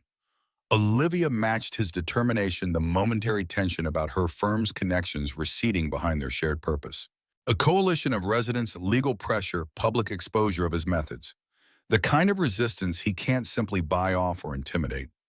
The strategy was sound, but Ryan couldn't shake the knowledge that Blake had escalated from professional pressure to personal targeting, involving Emma monitoring Ryan's movements, attempting to isolate him from allies. The coming days would likely bring further escalation, testing Ryan's commitment to standing against Millfield's most powerful resident. As if reading his thoughts, Olivia touched his arm lightly. We need to be careful. Blake clearly doesn't respect boundaries, professional or personal. Ryan nodded, the weight of their undertaking settling more firmly on his shoulders. This isn't just about business for him anymore. It's about control, about making an example of anyone who challenges his authority. Then we make sure he doesn't face just one challenger. Olivia's voice carried conviction beyond professional determination. We build a community response, because that's what he's really afraid of. Not one person standing up, but many standing together. The insight resonated with Ryan's own understanding of bullies, shaped by both childhood experience and adult observation. Intimidation worked because it isolated targets, made them feel alone and vulnerable. The antidote was connection, solidarity, the knowledge that others stood with you. As they parted in the hotel parking lot, Ryan felt the dual weight of risk and purpose settling into his bones. Whatever came next, whatever pressure Blake applied, whatever tactics he employed, the path forward was clear. Not just defense against Blake's development plans, but active resistance against the system of influence and intimidation he had built in Millfield. Emma was waiting up as predicted, pretending to be deeply absorbed in a book when Ryan opened her bedroom door. Her attempt at casualness was betrayed by the speed with which she looked up, relief visible in her eyes despite her effort to appear nonchalant. Hey, Dad, you're late. Ryan leaned against the doorframe, taking in the familiar details of her room's science fair trophies alongside stuffed animals she claimed to have outgrown, but couldn't bear to discard, the careful balance between childhood and approaching adolescence that defined her current stage of life. Sorry about that. Working on something important. Emma set her book aside, dropping the pretense of not waiting up.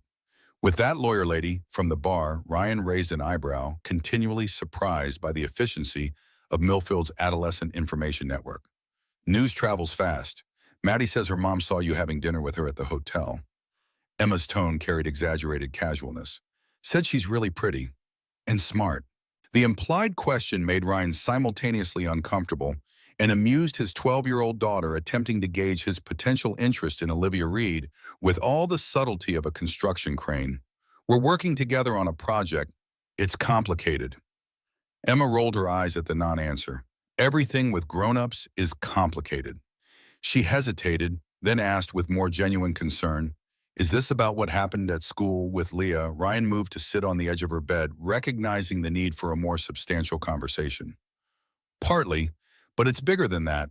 Remember how you mentioned Blake Turner buying properties on the east side? Emma nodded, her expression shifting from preteen curiosity to more serious attention. Turns out there's more to it. He's planning something that could change Millfield in ways that would hurt a lot of people we know. Ms. Reed is helping me understand the legal side of what's happening. Emma absorbed this, her perceptiveness, sometimes startling in its adult clarity. Is that why Leah was so mad today? Because her dad's mad at you for getting in his way. The assessment was remarkably accurate for a 12-year-old, evidence of Emma's ability to connect social dynamics to underlying adult conflicts. Ryan nodded, acknowledging her insight.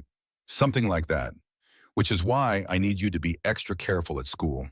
This situation with Blake Turner might get more complicated before it gets better. Emma's expression revealed understanding beyond her years. You're not backing down, are you? even though he's rich and powerful and owns half the town? It wasn't a question, not really. She knew the answer, had witnessed her father's approach to injustice throughout her childhood, the quiet, steady resistance to bullying and exploitation that defined his character more clearly than any words could express. Ryan met her gaze directly, honoring her maturity with honesty. Some fights find you whether you're looking for them or not, and sometimes walking away costs more than standing your ground. Emma nodded, accepting this with the resilience that both impressed and saddened Ryan, her early understanding of difficult choices and their consequences. Her next question carried the weight of memory, of lessons learned too young. Is it going to be like when Mom left, when everything changed all at once? The question pierced Ryan's careful composure, touching the fear that lived beneath his determined exterior, that standing against Blake Turner might cost Emma the stability he'd worked so hard to build, might force another period of painful adjustment and uncertainty in her young life. No. Ryan infused the word with all the conviction he could muster. Not like that. We're in this together, and whatever happens, we face it together. That's the difference. Emma studied him, searching for reassurance beyond words. Then she nodded, decision made with the same quiet certainty he sometimes recognized in himself. Okay. But next time you have dinner with Ms. Reed, you should probably wear something nicer than your work clothes. Maddie says first impressions matter. The unexpected shift back to preteen matchmaking broke the tension, startling a laugh from Ryan. He leaned forward to kiss her forehead, grateful for her resilience, her ability to move between seriousness and lightness with a grace he sometimes envied. I'll keep that in mind. Now get some sleep. Tomorrow's going to be busy. As he closed her door, Ryan felt the weight of commitment settling more firmly on his shoulders.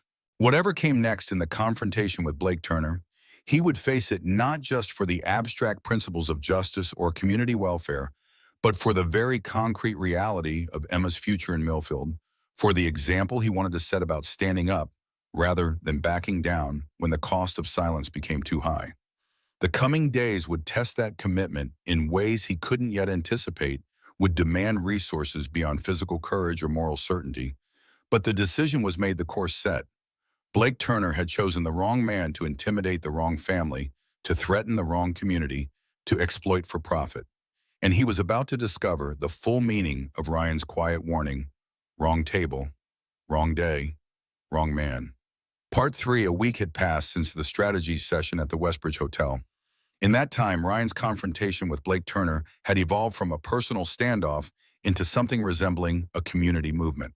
Small groups of East Side residents had begun meeting in living rooms and garages, sharing stories of pressure tactics and discussing legal options. Sam had settled into his new position at Johnson's Hardware, transforming the contractor counter into an unofficial information hub. And Hayes Construction had weathered a series of mysterious inspection delays and supply chain issues, all traceable to Blake's influence, without leaving evidence. Morning light filtered through the kitchen window as Ryan reviewed emails on his laptop. Each message represented another small victory or setback in their growing resistance campaign.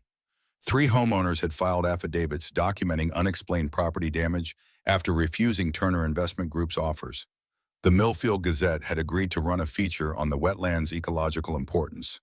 But 2 of Ryan's pending contracts had been unexpectedly canceled without explanation. Emma moved around the kitchen with practiced efficiency, preparing her lunch while quizzing herself for a science test. The week had been challenging for her as well. Though the official reflection day with Leah Turner had ended without incident, the social dynamics at Millfield Prep had shifted. Some classmates from West Side families had begun avoiding her, while others, particularly those whose parents lived on the East Side, had drawn closer. Dad, Mrs. Ramirez asked if we're still having the meeting at our workshop tonight.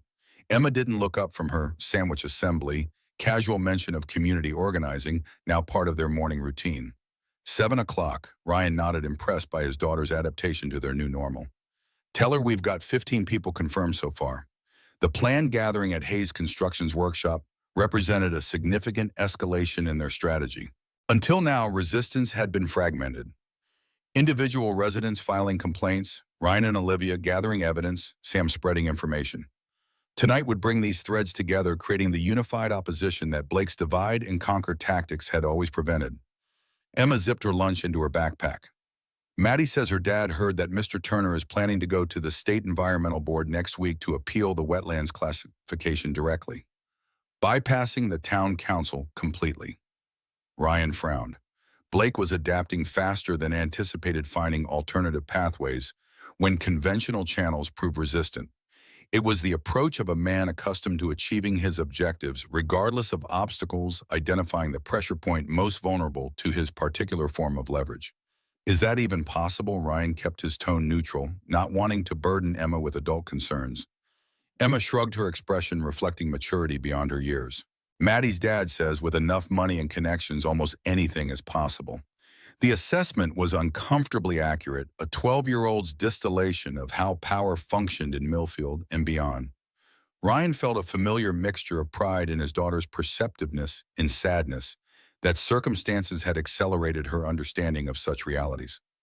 His phone vibrated with an incoming call from Olivia. Their communication had evolved over the past week, professional collaboration deepening into something more personal without either explicitly acknowledging the shift. Morning, any updates on the State Environmental Board angle? Olivia's voice carried the crisp efficiency that signaled she was already at her temporary office. I was just about to call you about that. My sources confirm Blake submitted an expedited review request citing urgent economic development imperatives. He's leveraging contacts on the board to fast-track consideration. The strategy was classic Blake. When faced with local resistance, escalate to a higher authority where his influence might prove more effective. The State Environmental Board was notoriously susceptible to political pressure, especially when framed in terms of economic growth and job creation. Can we challenge it? Ryan watched Emma gather her things, conscious of measuring his words. We can and we will. Olivia's tone reflected determination rather than certainty, but we need to consolidate our local position first. Tonight's meeting is crucial. We need residents willing to testify about pressure tactics, property damage, the ecological value of those wetlands to the neighborhood. Ryan nodded, though she couldn't see him. I'll handle the logistics. Luis is bringing extra chairs from the Parker job site. Sam's organized refreshments. Mrs. Henderson's rallied most of Cedar Street. The coordination reflected a week of careful networking, building the infrastructure of resistance that Blake's resources and connections would find difficult to dismantle. Individual pressure points were vulnerable. A community united around shared values proved far more resilient. After Emma departed with Mrs. Henderson's carpool, Ryan moved through his morning with practiced efficiency. The Parker renovation needed adjustment after yet another delayed inspection. The Mitchell addition required alternative materials when their regular suppliers suddenly claimed inventory shortages. Each complication carried Blake Turner's invisible fingerprints, each requiring Ryan's adaptation and problem-solving. By mid-afternoon, he'd reached Caldwell and Reed's temporary office, where Olivia had transformed a single room into what resembled a campaign headquarters. Maps of Millfield's east side covered one wall, color-coded to indicate properties already acquired by Turner Investment Group, those under active pressure, and strategic parcels still holding out. Another wall displayed corporate structure diagrams connecting Blake's various shell companies to their acquisitions.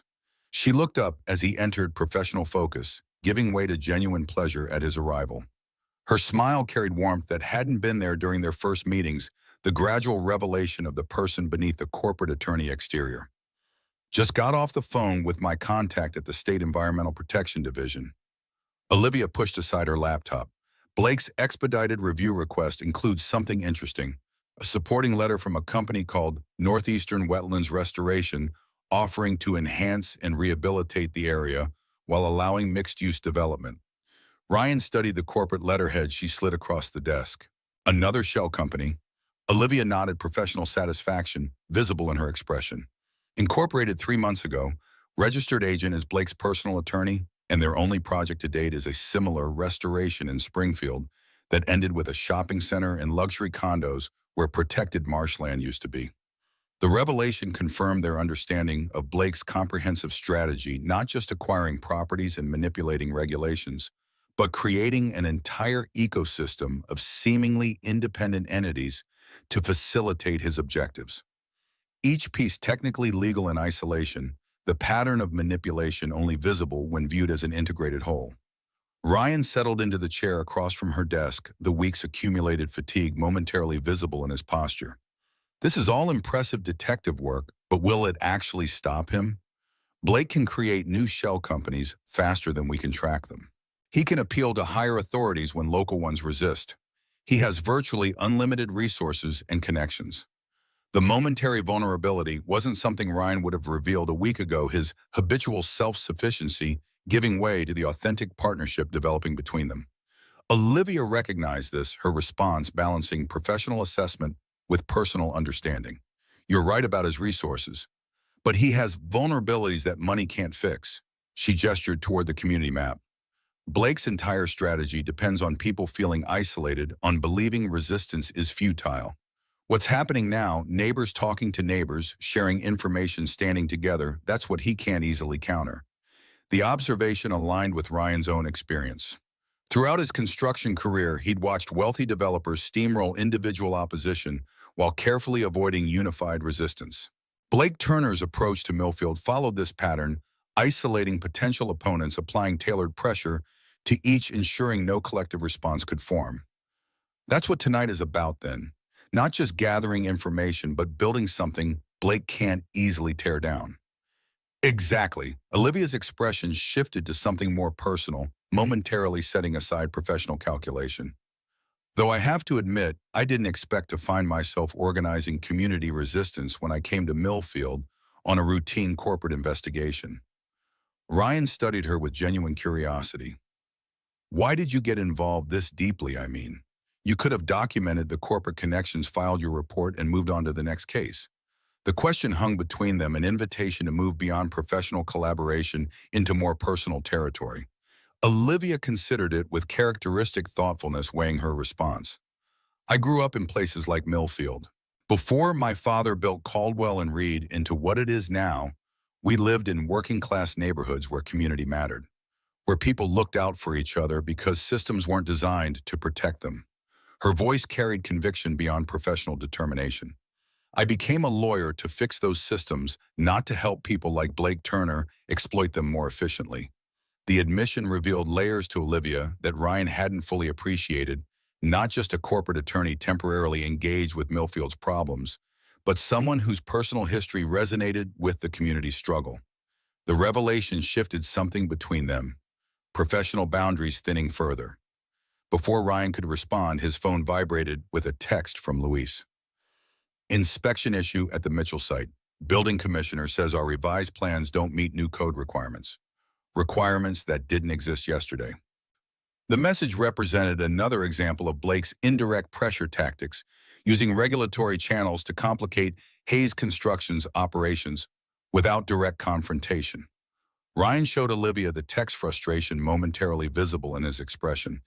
He's targeting your business systematically now. She frowned, professional concern merging with personal outrage. This goes beyond intimidation into potential tortious interference. Ryan pocketed his phone, already calculating schedule adjustments. We'll handle it. I've got alternatives for every job site, backup suppliers for all materials. Blake can make things difficult, but he can't stop us completely. The confidence wasn't bravado, but practical determination. The same resilience that had allowed Ryan to rebuild his life after his boxing career ended, to create stability for Emma when her mother departed to establish Hayes Construction through years of economic uncertainty. Blake Turner's pressure tactics were simply another challenge requiring adaptation. Olivia studied him with that perceptive gaze that seemed to recognize qualities he didn't articulate. That's what he doesn't understand about you, isn't it?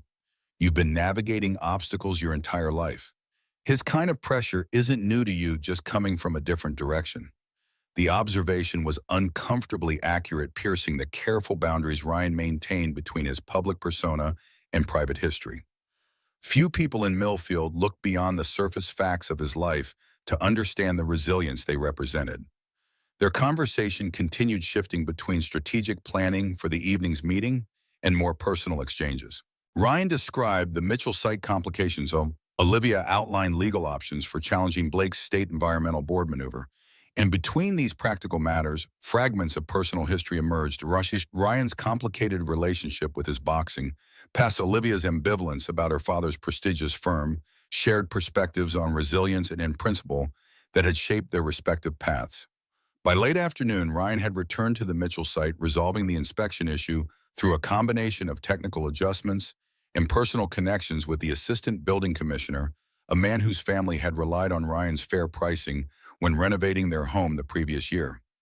Such relationships built through years of honest work and community integration represented resources that Blake Turner's wealth couldn't easily duplicate or neutralize.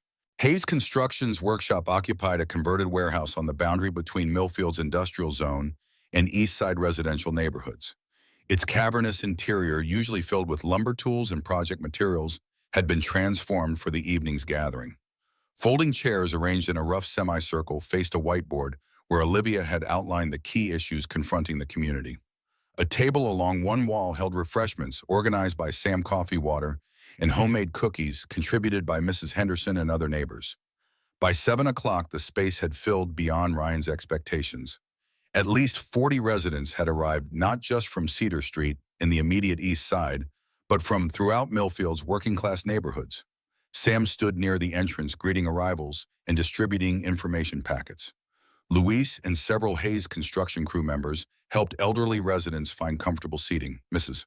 Ramirez translated quietly for neighbors with limited English proficiency. Ryan observed this spontaneous organization with quiet satisfaction.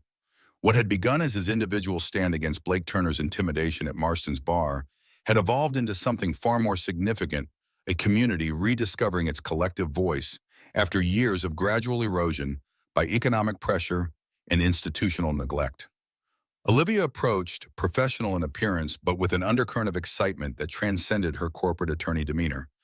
"This is remarkable. I expected maybe 15 people, 20 at most." Ryan nodded, surveying the growing crowd.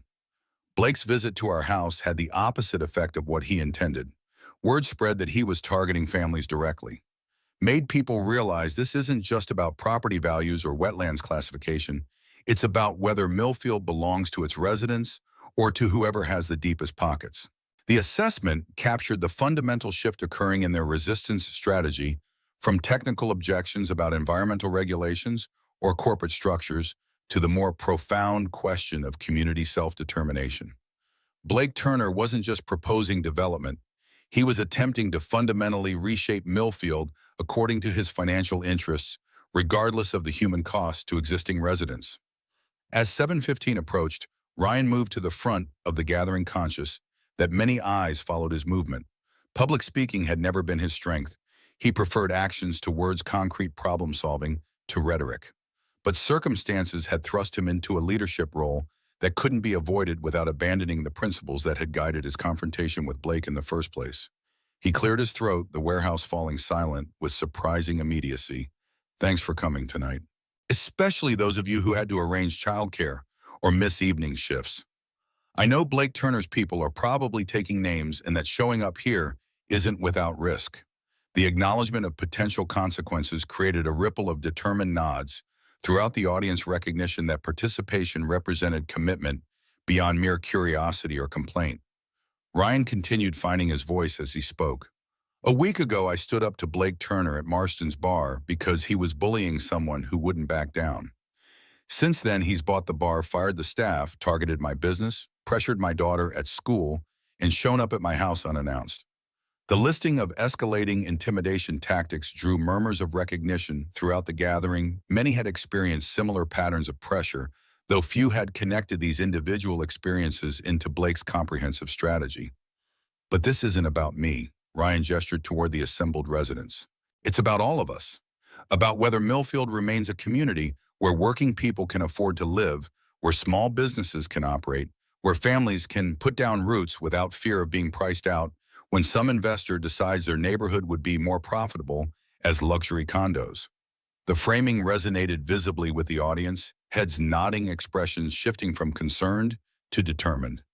Ryan had articulated what many had felt, but struggled to express, that Blake Turner's development plans represented not just economic change, but existential threat to their community's fundamental character.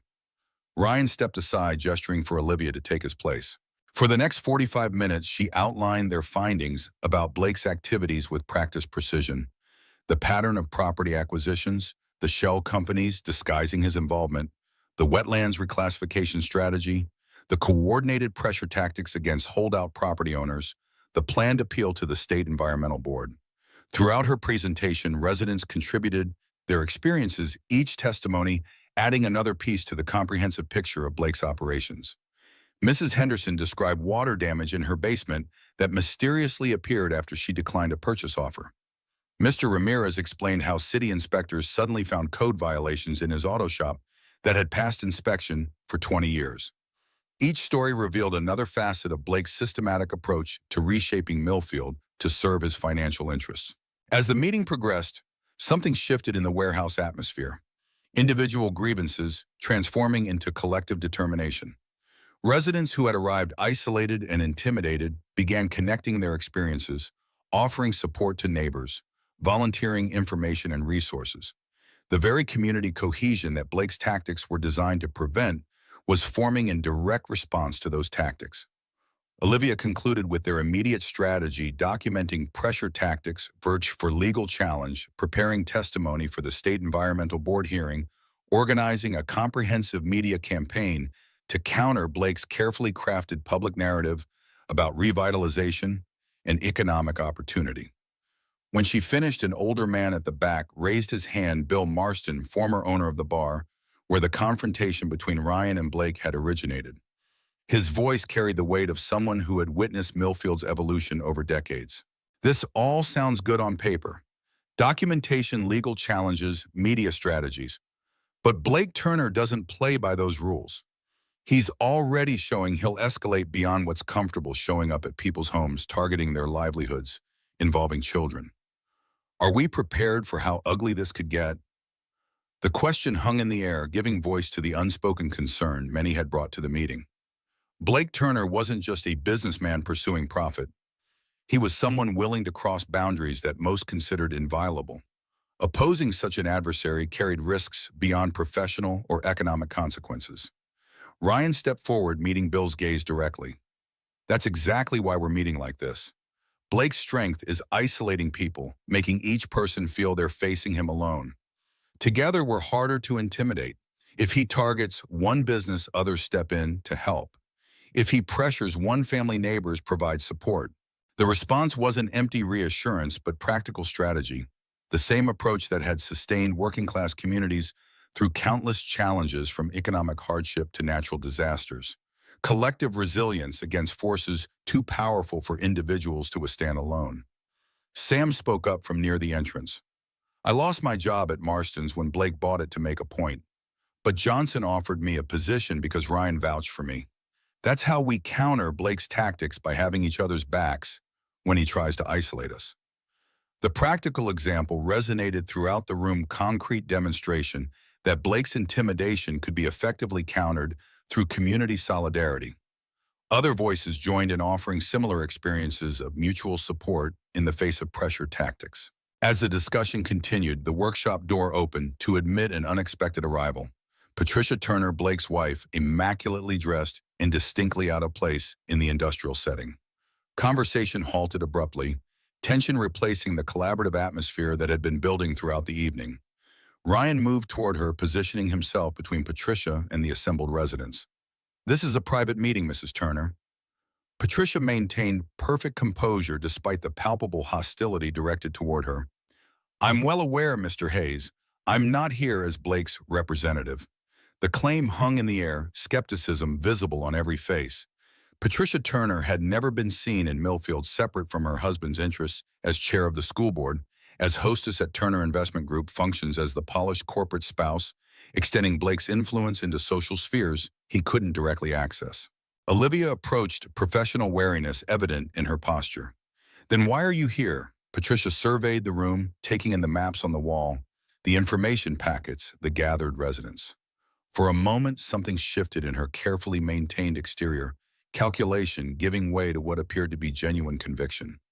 "Because you need to understand what you're actually facing." Her voice remained controlled, but carried unexpected intensity. Blake isn't just planning a development, he's orchestrating a complete restructuring of Millfield's economic geography, the commercial district, residential neighborhoods, transportation infrastructure, everything. The revelation created a ripple of murmurs throughout the workshop. Patricia continued, each word precisely chosen. The wetlands reclassification is just the beginning. There's a comprehensive zoning overhaul planned for next quarter. Property tax reassessments targeted specifically at East Side neighborhoods. Infrastructure improvements that will make certain areas uninhabitable during construction. The highway interchange is already approved at the state level, regardless of local opposition. Ryan studied her with narrowed eyes, searching for the manipulation beneath this apparent disclosure. Why would you tell us this? Patricia met his gaze directly, something unidentifiable passing across her features. Because Blake's vision for Millfield doesn't include exceptions. Not for working-class neighborhoods, not for community landmarks, and not for me. The statement hung in the air, unexpected vulnerability from someone they'd viewed solely as Blake's polished accomplice. Olivia stepped closer, professional assessment engaging. You're saying you have a personal stake in opposing your husband's plans. Patricia's expression remained controlled, but something shifted in her posture, subtle indication of resolve beneath her perfect exterior. Blake has filed for divorce. After 20 years of marriage, I've been deemed inconvenient to his objectives. Just like Marston's Bar, just like the East Side, just like anything that doesn't align with his vision for Millfield's future. The revelation landed with physical impact in the silent workshop. Patricia Turner, the ultimate insider, was being discarded by the same system of influence and manipulation that threatened their community. The personal dimension added unexpected complexity to their understanding of Blake's operations. Ryan exchanged glances with Olivia, silent communication passing between them.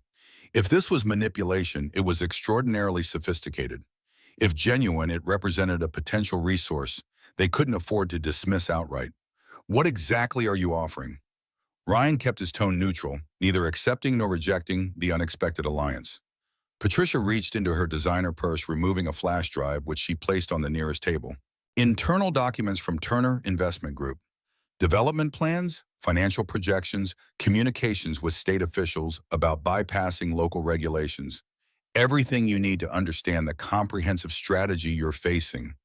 The offering represented potentially invaluable intelligence, internal documentation, that their investigation could never have access through conventional channels. Yet skepticism remained visible throughout the workshop, residents understandably wary of apparent assistance from someone so closely associated with their opponent. Olivia picked up the flash drive, her expression professionally neutral. And what do you want in exchange? Patricia adjusted her purse strap, composure momentarily slipping to reveal genuine fatigue beneath her polished exterior. Nothing you'd find objectionable. Blake has structured our prenuptial agreement to minimize what I receive in divorce. These documents provide leverage evidence of assets deliberately hidden from valuation. The explanation carried plausible self-interest, financial motivation, rather than sudden moral awakening. Patricia wasn't claiming conversion to their cause, merely alignment of objectives that made cooperation mutually beneficial. Ryan studied her with careful assessment. Assuming these documents contain what you claim, why come to us rather than your own attorneys? Patricia's response carried the calculation of someone navigating dangerous waters with clear-eyed pragmatism. Blake owns the legal community in this county. Any attorney I approach will report back to him within hours. He's already frozen my personal accounts, restricted my access to our home, initiated rumors about mental instability to undermine my credibility. The tactics she described matched Blake's established pattern: isolation, resource restriction, reputation, damage applied now to his wife rather than East Side residents. The consistency lent credibility to Patricia's account, suggesting genuine vulnerability rather than elaborate deception.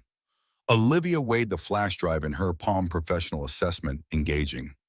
We'll need to verify these documents, understand exactly what they reveal, and how they can be legally utilized. Patricia nodded, accepting this measured response. That's reasonable. You'll find everything authenticated with metadata intact.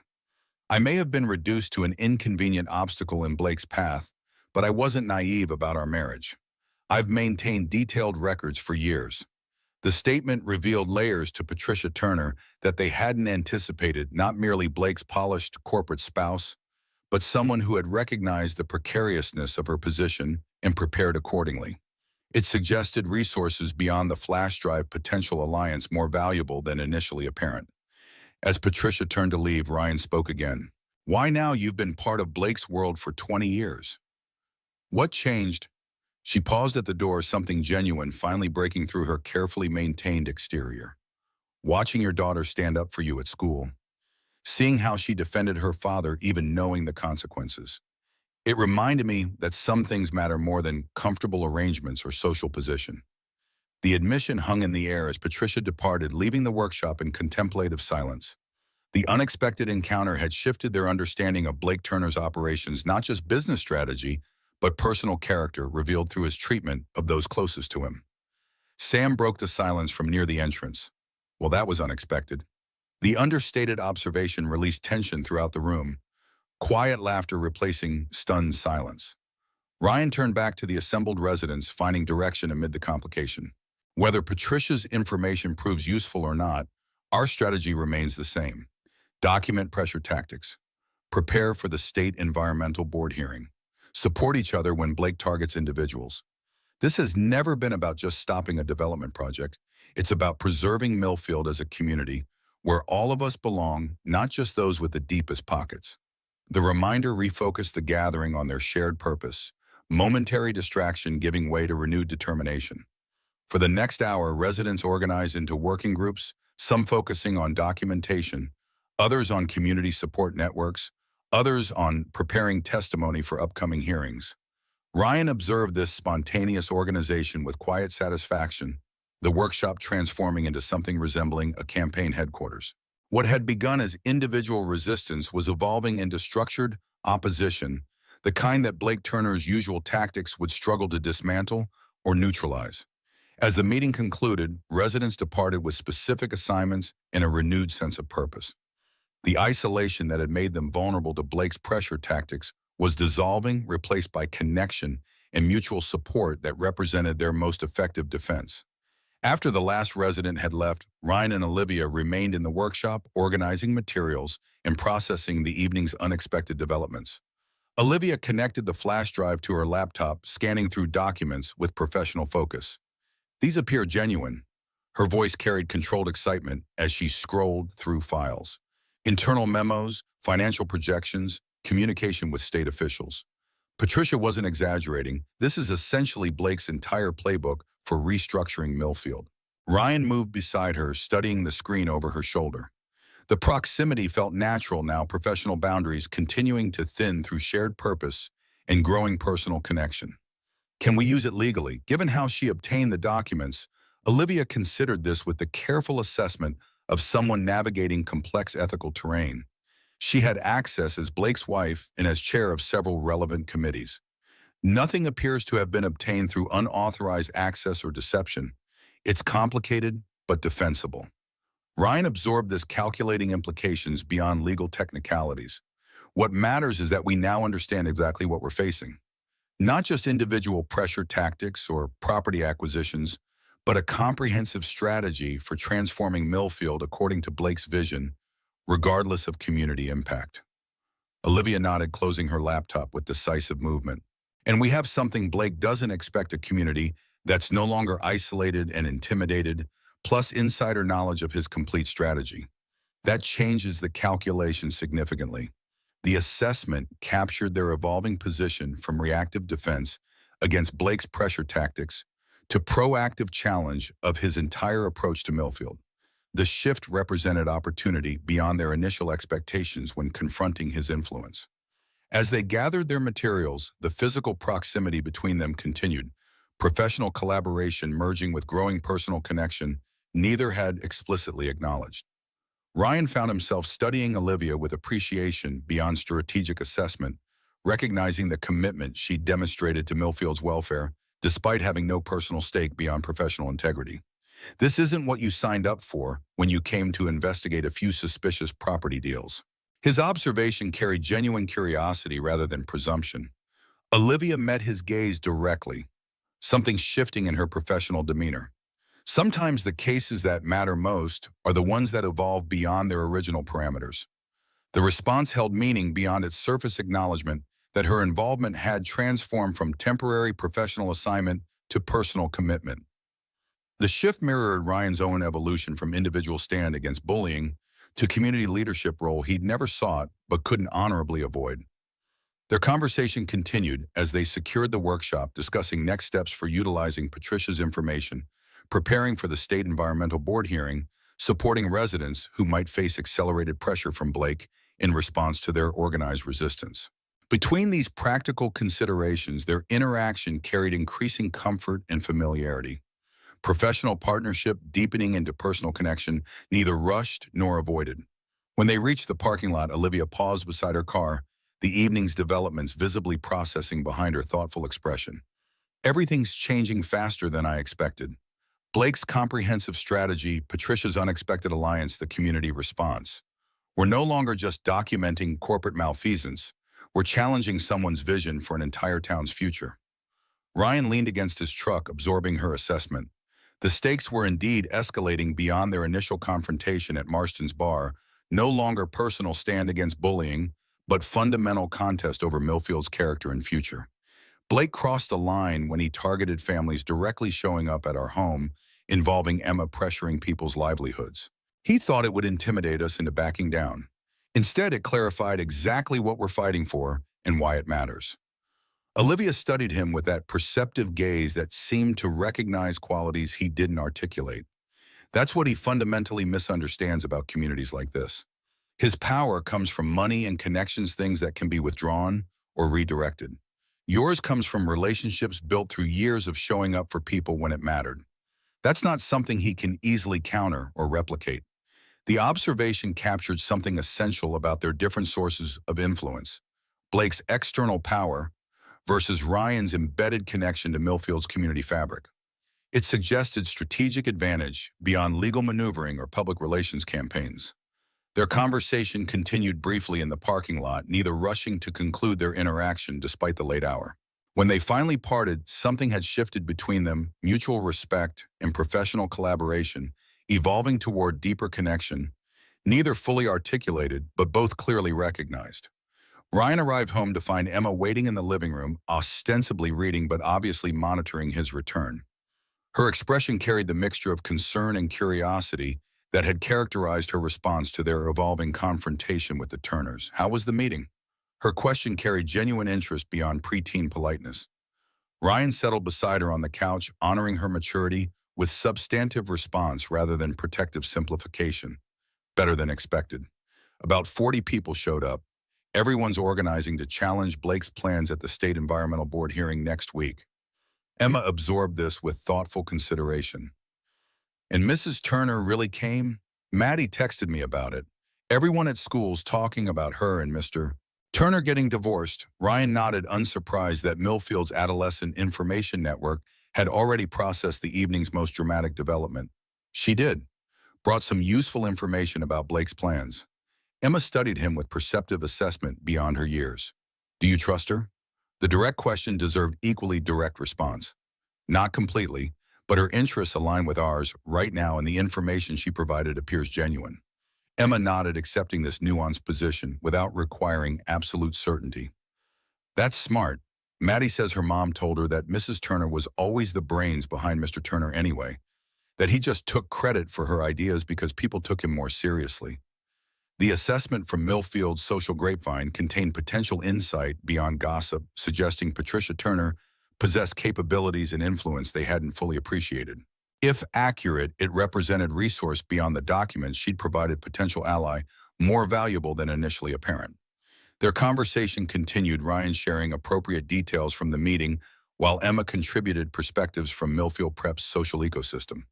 The exchange reflected their evolving relationship, father and daughter, navigating challenging circumstances together, each contributing understanding from their respective spheres.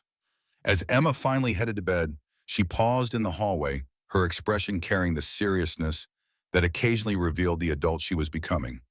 We're going to win this, aren't we, Dad? The question carried layers beyond its surface, not just about defeating Blake Turner's development plans, but about the values their resistance represented, about standing firm when compromise would be easier, about the example Ryan was setting through his choices.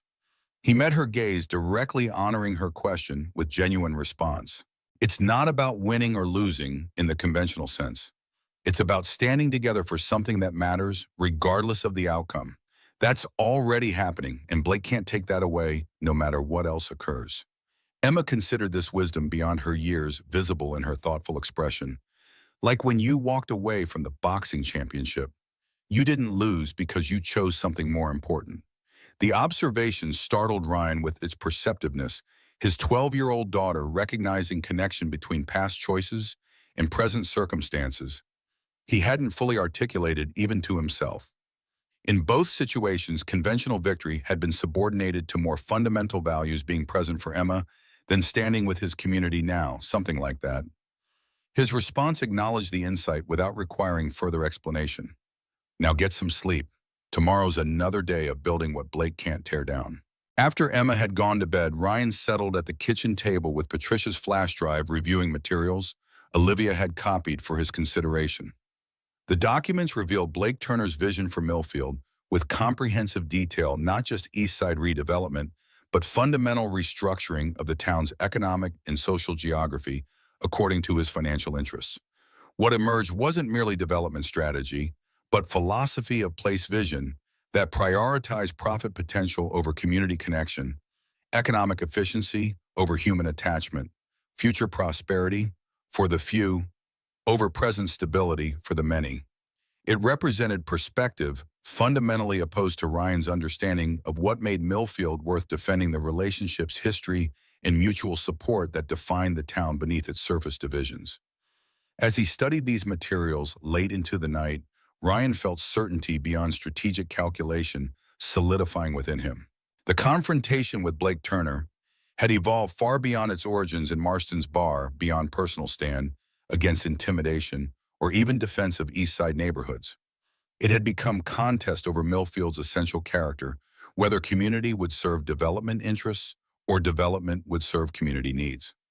Blake Turner had indeed chosen the wrong table, the wrong day, and most critically, the wrong man to intimidate. But more importantly, he had failed to recognize that Ryan Hayes was never standing alone, even in that initial confrontation. He was connected to a community with deeper roots and stronger bonds than Blake's financial resources could easily sever or circumvent. Tomorrow would bring new challenges as Blake inevitably escalated his tactics in response to organized resistance. But the foundation had been established for something Blake's conventional power couldn't easily dismantle: collective determination, grounded in shared values and mutual support, rather than individual vulnerability to pressure and intimidation. In this fundamental shift lay their greatest strength and most promising strategy, not just opposing Blake Turner's vision for Millfield, but articulating and embodying an alternative that recognized the town's value beyond profit potential or development opportunity.